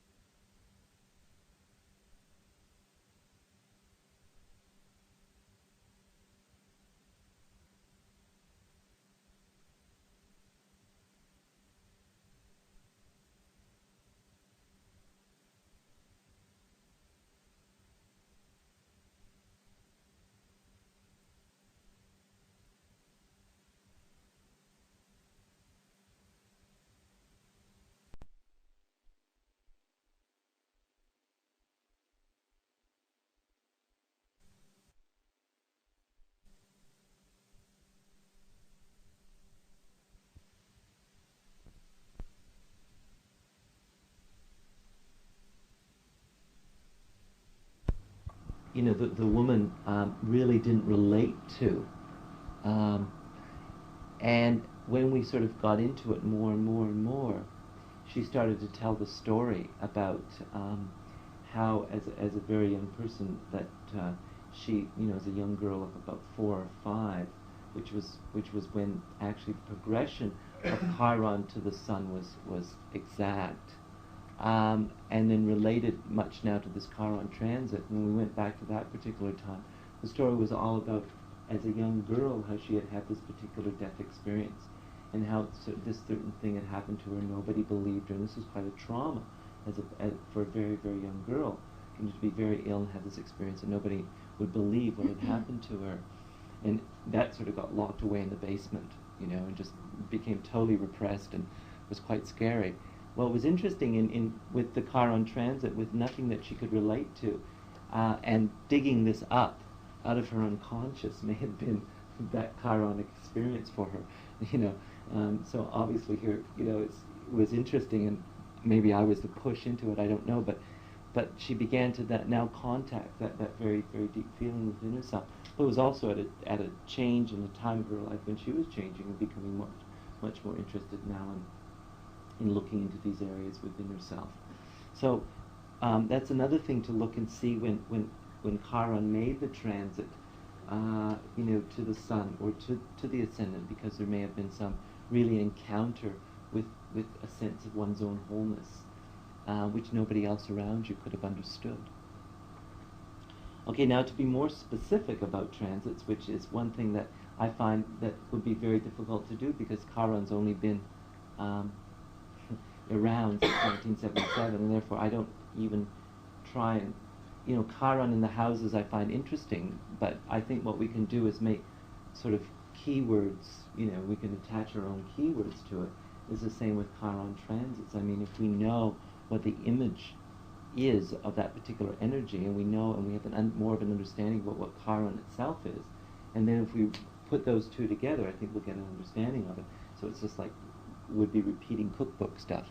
But for instance, let's take your example of somebody who had Saturn in Sagittarius, right? And Chiron in Gemini coming to oppose it. Is that what you were saying? No, I was talking about the recent opposition. Oh, just in the sky itself. Being born at that time. Oh, and somebody having a Saturn-Chiron opposition. Yes. Yeah. Okay. Well, we go back to what I was saying before about Saturn-Chiron. That first of all, perhaps that there was this. There could have been a rebellious side, because as I said, Saturn, which is in traditional astrology very, very limiting or very structured, if one will. And Chiron, who's a bit of a maverick, a bit of the push, it can push Saturn into experiences of forms of, more of the rebellious side of it, if you will. But Chiron Saturn, one of the things I would ask, if it was an exact aspect, if there was some kind of, obviously Saturn being the archetypal father, if there's feeling of separation at that time with the father, was father not there for the birthing? Did the child feel that that this influence wasn't around them, and that perhaps through the life the rebellion comes against that kind of feeling of the structures of Saturn or the authority of Saturn? No, what was slightly interesting though, the child born, a boy, has a younger brother who is very mentally handicapped, and Saturn actually in the third house. Mm-hmm. Mm-hmm. Opposition Chiron. Yeah, so that's so interesting that That's opposition, but no other rest of two opposition. So his Saturn is in the third house, so perhaps with the Saturn-Chiron aspect in his own chart, he will be, through the understanding of his own handicapped brother, will lead it, obviously will lead him into a greater experience within himself. Yeah, it's going to be a huge factor in his life because obviously that child has a sensitivity and awareness of the Chironic feeling already, and is perhaps a healing gift on some level to his brother, but on some level will have to go through a lot of painful understanding about his relationship with his own brother. But that it's within him, the pain is within him. He's carrying the pain a lot of seeing his own brother's pain. And that will be sort of obviously a theme that will come up through that. It would be very interesting to see how that child deals with healing in his life, whether he's compelled to working in some forms of that, or some forms of teaching and helping, through the association with that. So I mean, astrology can manifest in any way. It's quite uncanny. It's quite uncanny. But that would be interesting for a Saturn-Chiron person to have that third house, ninth house. How are they going to experience the ninth house Chiron? How are they going to pull that up? How are they going to pull that woundedness up and create a philosophy out of it? Okay, now I think it would be best to sort of maybe take questions. Do you want to have a break and come back for questions, and we could deal with questions on any level. We could talk about Chiron, or we could talk about any kind of thing, because I like to sort of open it up. So why don't we have a coffee break? I think that would go over well. Okay, all right. Alrighty. Okay. Oh, that's a good question. Does Chiron rule anything? Well, A lot of people says it rules Sagittarius. Well, you know, I haven't found, if anything, and be very broad and vague here, I think it probably rules that whole spectrum from Libra to Sagittarius. Is kind of that kind of spectrum that has to do with relating to the other, and also beginning to understand mutual healing and mutual understanding. A lot of people place its rulership in Sagittarius, some people place it in Libra, people place it in Taurus, and some people place it in Virgo. Take your pick. I think it probably has a lot to do, myself, with Scorpio and Sagittarius. What about ruling the hands? The hands would naturally fall under Virgo, wouldn't they? Feet of Pisces. Well, or Gemini, you know, hands, Gemini. I don't see astrology being that simple, and I don't really care about trying to relate something to something else. I don't care if it doesn't fit into a neat package. No. So as far as rulerships, what I will show you is this. Anybody who's interested in this discovery chart, and that's when Chiron was discovered. And Chiron, as you see, was below the horizon. So obviously they didn't discover it in the sky. They discovered it on a photographic plate. It's the only thing that was below the horizon. 26 of Sag rising, the galactic center. And look at what we have here with, again, the Sun in Scorpio, Pluto conjunct the node on the midheaven. And again, you know, a strong emphasis, Saturn and Mars in the 8th house. I mean, a whole kind of feeling of that, you know, Plutonic healing experience coming from this particular chart. A lot of interesting things about that particular chart that I think, you know, state about what Chiron, you know, when we discover a planet in the sky, it is the beginning of understanding of what that will mean, you know, to us in our own consciousness. So you can look at that chart. Yeah, somebody else had a question over here. Yeah. Oh, well, I'm sort of coming out of the dark here. I don't think we're on any planet at all, my wife and myself. Because I don't know where we're from. But where were you born? What I'm trying to get at here, what I can gather, you people who study stars or whatever, that we all come from different planets. Is this is it not a theory, or is it a fact, or? So I would like to know where Nostradamus came from. I think he came from France, didn't he? Yeah, he did. But well, what would he be? His predictions started in the 15th century, and his predictions are still going up to 1990, is it, or 1999? Unfortunately, most of Nostradamus' predictions were always understood after the event because they were so cloaked in mystery. No, 1553. Oh, is it? Oh, I know, right. Okay. So, you know, all these sorts of things, and I would really like to know what I am, because I'm out now. I've seen the future. Well, I've seen everything airborne. I've seen everything running on methane gas. I've seen us trading with all our greenery and different greenery, different octanes. I've seen us all on different frequencies. So what are you asking? Well, you know, where do these things come from? You know, I just get the way you're saying here. Am I supposed to know? Yeah. Every Sunday I go to a different church. I don't know why I'm doing this. I'm going. Well, obviously, yeah, you've just had a Chiron transit, and the urge inside you to know is overwhelming. And I would say, good for you, go for it.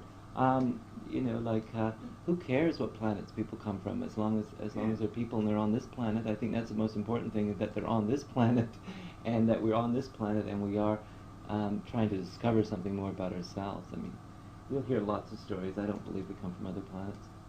I think there's one law that's missing with this law that I've been trying to take around, and that's one law that we dark people seem to try to say to some God-fearing people.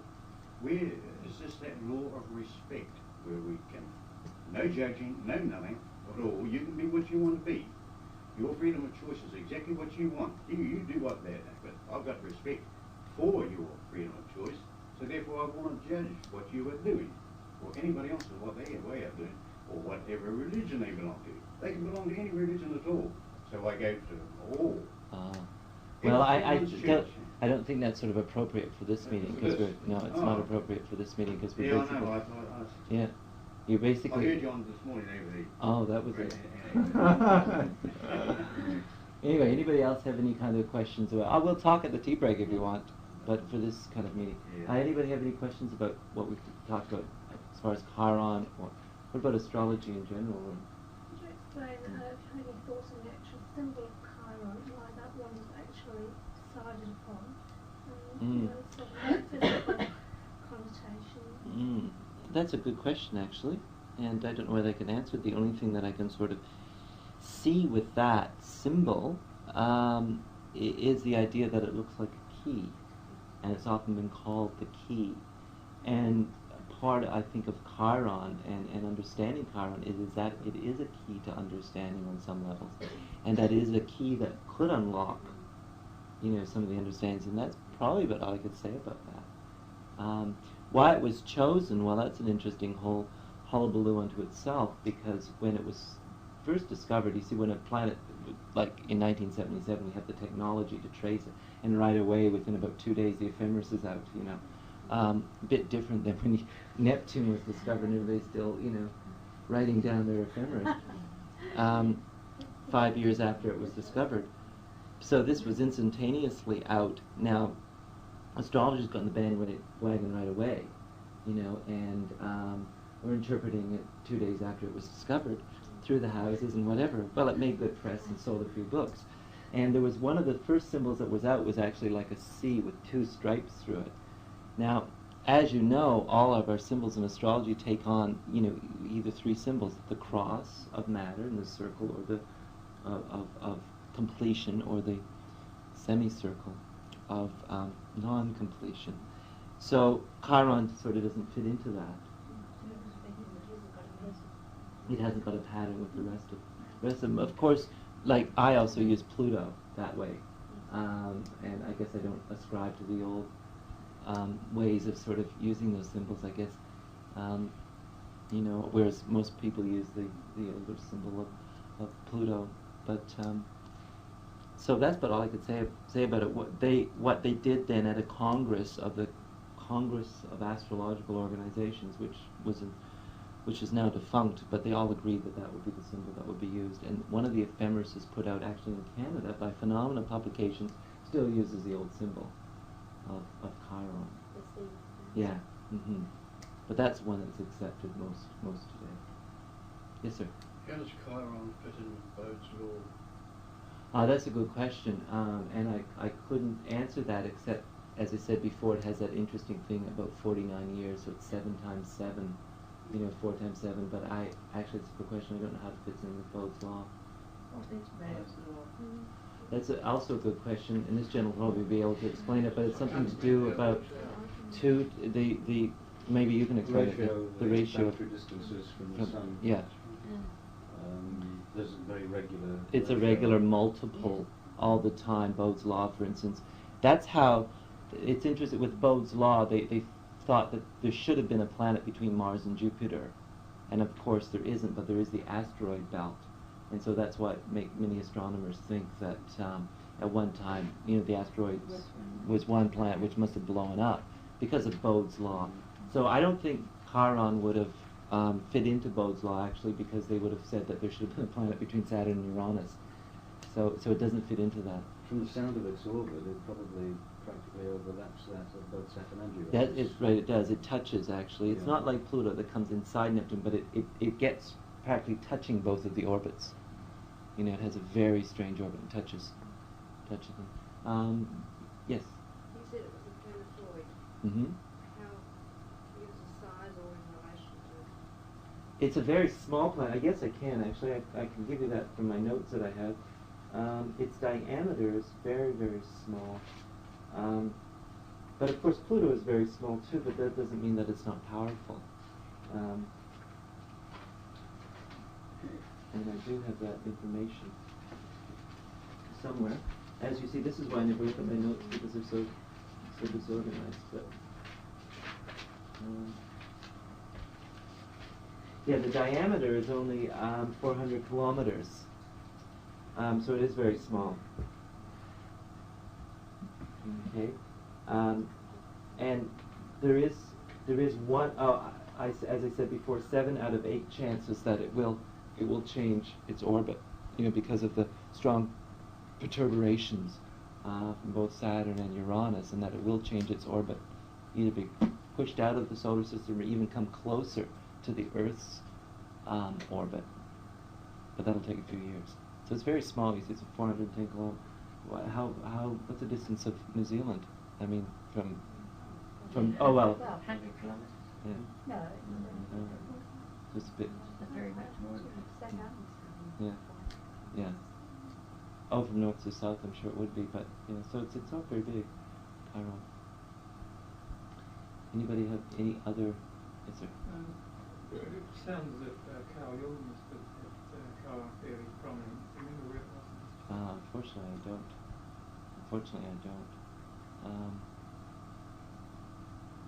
That'd be good. It'd be interesting to look this up. I don't even know why I haven't, to tell you the truth, because we use his stuff all the time. Did you convince the guy in the Skeptic Society today? What's that? Did you convince the guy in the Skeptic Society that? Releasing better and everything. I was quite disturbed when he said that I contradicted myself, but I'm glad Margaret did take it for me to listen to me after, and I didn't really, because I said, that quantum physics would help us understand more. I didn't say prove astrology, because I thought I was quite clear in stating that I don't care whether astrology is proved or not. And probably will never get proven, and who cares? It still works. You don't have to believe in water to get wet. That's what I should have said. But I wasn't really interested in convincing the guy from the Skeptic Society, because actually it's good to have skeptics around because it keeps us honest, and you have to have that element in order to keep us honed and honest and straightforward, and actually have something to react to and see what we really believe in. It's a good sounding board. I think he's the same guy. I've belonged to the same circle. Trying to prove that the Shroud of Turin is opaque. Yeah. I think he's the same one. Yeah, well, I've seen the Shroud of Turin, and I've also seen incredible slideshows on it, and who cares if it's fake or not? It's still amazing. If we're moved by it, this is what it's like the man said today, that something about, he used to do astrology and then he got out of it because he found that when he read some wrong charts or something, but he got the right answers. Oh, that's right. Well, who cares? I mean, obviously he's doing something, as long as you're healing. It's a thing. One of the things with astrology, I'll make a heretical statement here. You can be a good astrologer and do a lot of damage for people. You can be a lousy astrologer and do a lot of good for people. And it has only to do with the quality of caring that you have. So yes, I mean, all of us have done astrology for people. I'm sure charts have once in a while done maybe a wrong chart. Okay, the Virgos out there, I know you haven't done. But I'm guilty of any wrong charts. But just a joke, I'm just teasing. But if something healing has taken place, or something profound has taken place, it has a lot more to do than with that piece of paper. The piece of paper is not what astrology is all about. It often is a focus. It's almost like a third party, but it's not the be all and end all. There's something else that takes place, and that's why I find, in talking about Chiron and understanding it, I think it's very important for astrologers because it talks about counseling and understanding what counseling is all about, and understanding that really helping other people is not to do with making them better, and not to do with us being we are perfect and therefore we can help others. We are which a lot of astrologers, psychologists really tend to believe that they themselves are together and that's why they're out helping other people. But it's usually the reverse. We study astrology and psychology and become psychologists and astrologers because we're so untogether. And we've had the experience of being so untogether, and we've slowly glued ourselves a bit back together that we want to share that experience with others.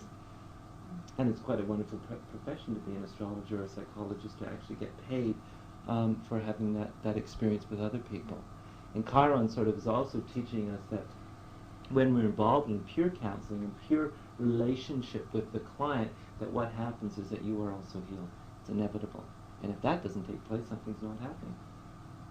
So if you're constantly being, doing charts for people and constantly being depleted. I know one friend who's an astrologer, whenever I say, oh, how is it going? Oh, so tired, it's been so busy, so how could they just take? And that'll always be their experience. That'll always be their experience. And that's where burnout comes from. Because there's too much identification of the ego with what's happening. So that's the other side of Chiron, which is totally burnout. I don't know how I started this rave, but so as far as these skeptics who try and prove astrology, I mean, I think it's an incredible, magnificent tool which we should all be in awe of. But it's something that only inspires something deeper within us. Maybe this has nothing to do with it, but how much do you feel having lucky to have a sixth sense helps you to be a good astrologer? Well, I think astrology helps us develop that. I think that by any language, whether it be tarot or astrology that deals in symbols, see, these symbols that we deal with in astrology are living symbols. They have been around since day one. They have been portrayed in every form of mythology, in every form of religion. They're living symbols, and when we speak them, we invoke something very deep within our own unconscious and within the personal unconscious. So understanding and using astrology can't help but develop more intuition, because by using it, it puts us right in touch with the collective, you see. Sometimes what happens if a person is already intuitive and they pick up astrology, they can just sort of whip off in their intuition and call themselves astrologers. Well, they're not really. They're still intuitives. They could be holding the person's hand, or or doing psychometry or whatever. And so there's a very fine line to that. I think studying astrology helps us develop it more. But what astrology has is the fact that it also has this, we can become a bit more, and I hate to say objective because sometimes astrology isn't very objective, but we can use a detachment or something that's outside. We can look at the chart, that's out there, whether intuitions and psychic stuff is in here, you know what I mean? Whereas we can say that there is there's something out there that's inspiring us to feel this way. That makes sense. So we can't underestimate the power of astrology, because we're speaking a mythos that has been spoken ever since the first word was created. And it's a very strong mythos. So any psychological system has it all in it. Instead of Mars, they call it libido. Do you find certain people in the zodiac are attracted to astrology more than others? For instance, do you find there are more skeptics in certain I think it's kind of a cross-section of both. I mean, it would be wonderful if we had certain rules and everybody under one sign was this way, but they're not. Do you find that Geminis and Leos are inclined to be on the skeptic wavelength? And that's kind of a generalization. Surely we should Gemini. predict which people, what sort of charts skeptics would have, something like Capricorn, something like that. Yeah, but first of all, we have to know if we're looking at a chart of a person or a chart of an egg or the chart of or a chicken. This is one thing about astrology. I mean, somebody shoves a chart in front of your face, and first of all, you don't know if it's a man or a woman. The birth. Skeptics have had you on the earth, for instance, I believe, and surely you can make a few guesses about what his chart must be like. I'm sure I could, but why would I want to? His chart, why should we be debating the subject with you at that particular time and not yesterday or the day before? Yeah, but the other interesting thing was that particular person. Why are they skeptical? He was also obviously skeptical because he touched something. Obviously, he said he was dealing with astrology at one time and doing astrology. He touched something profound that he didn't know what it was. So rather than sort of looking deeper into it, it scared him, and he's taken the different approach. But every skeptic would be different. Why are they skeptical? Every skeptic would be different. There must be some common pattern running through the chart for all skeptics, surely. You see, I don't believe in trying to find signatures for people. This is what a lot of astrologers tend to do. Is all of a sudden, well, you mentioned cot desk today, because I know there was a kind of a joke. one woman at home who's an astrologer who was very prone to getting on the media all the time. Whatever was current, she'd find a signature for, and clot deaths were really in the news one time, so she had a signature for that. And then it was AIDS, so there's a signature for that. And whether it was whether you're a homosexual or an artist or a skeptic, people are always trying to delineate the signature for it, and therefore say that a skeptic should have this, and this. I believe that I have a lot of respect for human nature, and that it's completely different.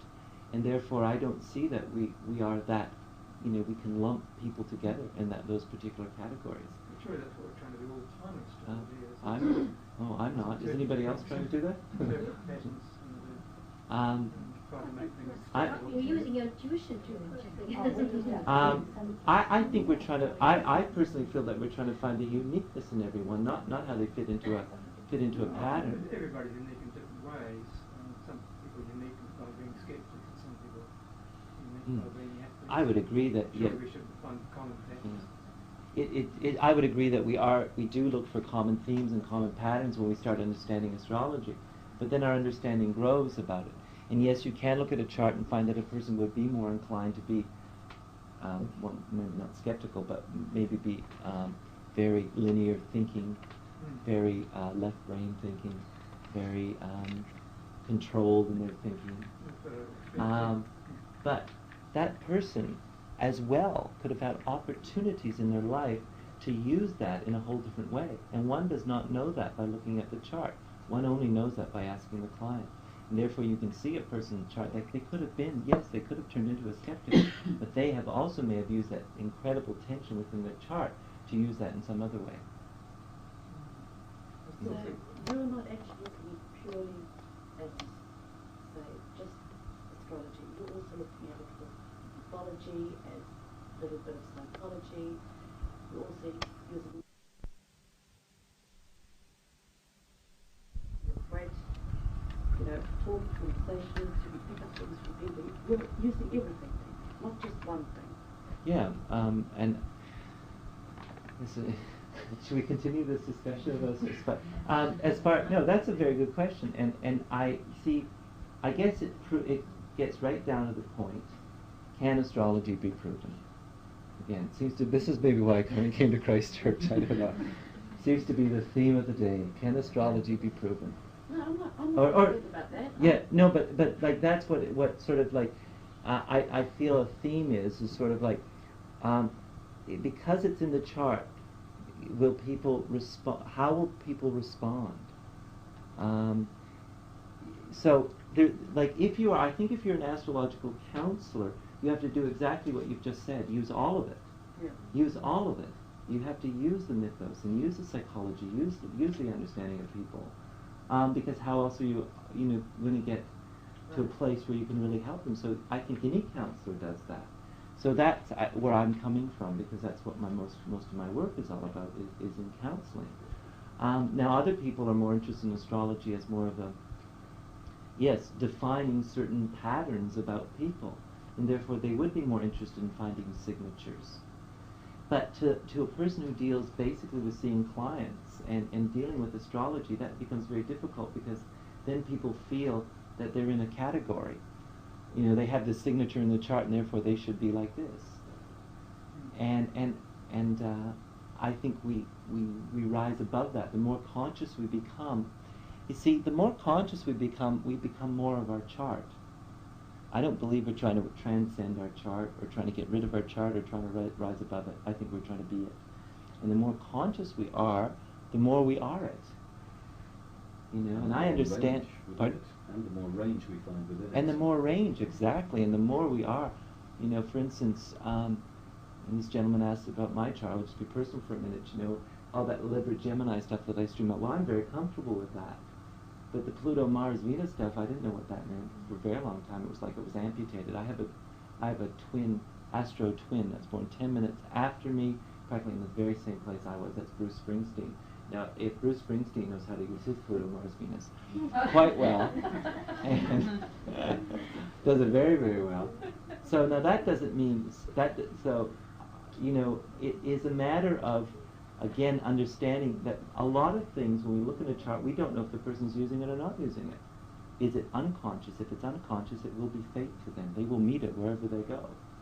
And that's why, a lot of times we can't relatively define, I think, and put signatures as much as we'd like to as astrologers on things. There are general influences, yes. And those influences are incredibly uncanny. But when you're dealing with counseling, I think you sort of want to, sort of sometimes have to forget those influences. There's another thing when you're an astrologer that's different than a counselor. When you're an astrologer, you sort of evoke the archetype of oracle. You're an oracle to a person. That's a lot different than being a helper, because you are telling them. Pardon? Actually, feel like you're holding it out for me. Mm. You're being down with this. Well, but see, we as astrologers, every time we do a chart, are invoking an archetype of an oracle, which has been it's a very strong archetype, and that's why people are fascinated by it. It's been around for centuries, this millennium, this particular archetype, and we become that. Now, as counselors, or as counselors, sometimes the oracle can get in the way, because sometimes it's more important to have that person tell us than us tell them. And that's, I think that's one of the dilemmas astrology is facing right now, very much so, is because more and more charts are being done, more and more people are doing it as a profession. Where does sort of us being the oracle, being the astrologer stop, and sort of being the counselor begin? And because they're totally two different ways of looking at things. And part of our work in astrology, I agree, should be to try and find out, what the pattern is, and if this person is this way. But sometimes real healing can only become when we forget that. You find that wrong predictions, predictions made from miscast charts, come just as true as correct ones? Yes, sometimes. Depending on the situation, because what happens in the situation, as I said, if a message has to get through, it will get through, irregardless and in spite of ourselves. No, I think what happens is people are almost hypnotized by an astrologer, and they tend to believe what you say, and they tend to subconsciously bring it about. That's another thing that can happen. That's certainly another thing that can happen, but also both might be the same thing. Yeah. Like in the life of because in the life of the unconscious, who can say what? Who can say what is happening? And there is not a cause-effect relationship in the life of the unconscious. In the life of the psyche, it's synchronistic. It's not cause-effect. So who is creating what? Who cares? It's happening. There are such things as self-made prophecies, but who's to state that wasn't supposed to be in the first place? Well, these are questions we all have to ask ourselves a lot. So the only thing that we can do is try and have as much integrity and as much foresight and much understanding as possible about what we are doing and the ramifications of what we are doing. And sometimes it's a lot more important not to say anything than to say something. The art of not giving advice. I think that's what Stephen Arroyo called it once, which I thought was wonderful. People come to you to give you all this advice about something, and sometimes the best thing is to inspire them to find it within themselves. Yeah. But if they're there in front of you, it's like they want you to be the catalyst. What about the expectations that they have of you, preconceived ideas about what an astrologer actually can do, and that you can't give them what they're asking for? In all honesty, you cannot give them what they're expecting from you. If you are being honest, you'll tell them all right and say, well, I can't help but kindly. And there are circumstances that astrology just cannot help.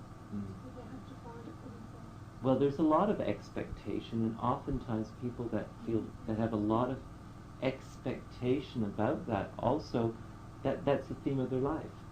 They're always expecting, and therefore always ultimately feeling disappointed. And a lot of people, so they come to the astrologer expecting the astrologer to tell them. Of course, they've also expected their parents, their partners, and everyone else in their life to tell them, and now the astrologer, of course, is one of the last people on the list. They're getting closer and closer to this, the huge knowing and all. You've got to give it to them. So that's just part and parcel of sometimes what has to go on in the particular session is for them to understand that incredible expectation that they have. It's the idea of projection. Anybody who is dealing with astrology should be aware of what projection is all about. Anybody teaching an astrological class should be aware that you are dealing with live symbols that are very powerful, very potent, and that there is a tendency for that class, for that client, to project a lot of stuff onto you. And that's why you have to be really, really clear about what's going on, but what's really, really going on, not what seems to be going on. And then if you're clear, you aren't going to project so much back onto the class or onto the client, because if you're very unconscious, you'll just sort of counter-transfer back onto the class and it'll become a big mess. So it's important, yes, to realize people have a lot of expectation about you as an astrologer, or you as a person doing a chart for them. And to be very clear about it, and be very clear about what it is that you can do. And the more clear you are with yourself, the less you'll get those kind of people. You'll get the exact kind of people that you want. There's this amazing kind of, That's what I'm interested in. What sort of people do you find that you get the most? Do you find that you get discreet people or people who are troubled, or do you find people that are really interested in the art or the, actual astrology, or are they more bothered, or are they having a problem? I mean, are you finding people who are really happy and relaxed and really interested to learn, or are you finding people who've got problems? Oh no, people who are happy and relaxed don't come to astrologers. That's what I thought. But they don't. I mean, it's that's the age-old thing, isn't it? If you're happy and relaxed, they're not going to come. But what's that? Yeah, the transit in the chart usually shows you right away, sort of why they're sort of there. But the thing is that, let's say the attitude I find is that a lot of people are open and ready to hear, ready to like they want to. Don't forget, in astrology, it says one of the persons down the road a lot. I mean, they're the last person on the list. Sometimes people go to an astrologer who wouldn't go to a psychologist or a psychiatrist because there's a stigma involved. And yet, there's some unconscious, something uncanny operating that pulls into the astrologer. They don't sort of have to. Also, too, with an astrologer, you might not have to, do it yourself. With a psychologist, you have to do it yourself. With an astrologer, well, it's the planets, and they'll tell me this, and the responsibility doesn't have to be there. But if you're good, you just put the responsibility back on them.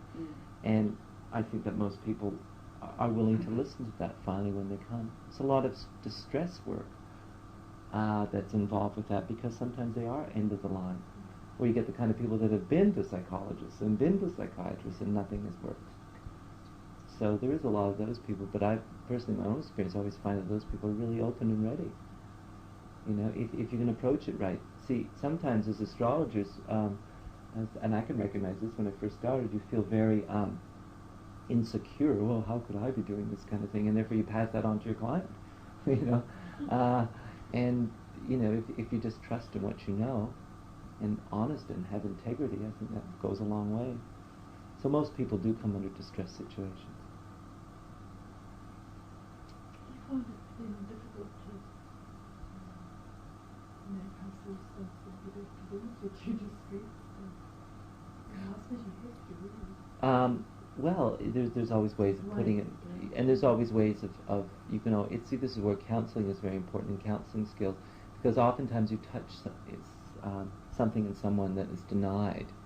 I mean, when the astrological chart points it out, I'm getting more and more to really believe and know that it's there. I mean, it's there, and I really trust in that. But if they say it's not, then I don't push the river. I mean, it's a denial mechanism, and maybe that's not right yet to come up into their lives. Maybe that's not really there. So sometimes one has to be very aware of what flows between the astrologer and the client. If the person's severely distressed, then, which I haven't had very many of, but then I have a referral system, and I refer them on to where I think would be really good for them. A lot of people I refer on anyway to ongoing counseling. And the chart is wonderful for that, because certain transits can really tell you what kind of therapy or counseling they respond to the most. If they're under Uranian transit, it can be really different than a Plutonic thing. And what kind of therapy would be involved or counseling would be involved is really there at your fingertips. but I think it's always important to realize and to give back to the client their own responsibility. Isn't that what astrology is all about, though, isn't it? Like, that we are responsible. On some levels, we've chosen that. And although the 7th house is your partner, and the 3rd house is your brothers and sisters, and the 4th, 10th are your parents, that doesn't mean that that's the way that they behave. That means that there's some mechanism in your unconscious that corresponds with that. And it's always up to you to keep working on that. One thing you think people who are not astrologers to deal with people who are not dreams and who are quite strict. It's the same situation. Sometimes it's hard to put the responsibility back on the straight away. Yeah. To do it gently. Yeah. Yeah. Oh yeah, it's coaxing people back into to looking at themselves. You have to be very gentle most of the times. Very gentle. Alrighty, why don't we have some coffee and some tea? I'll have some coffee and tea with it, so you can always ask me questions and then I'll be around.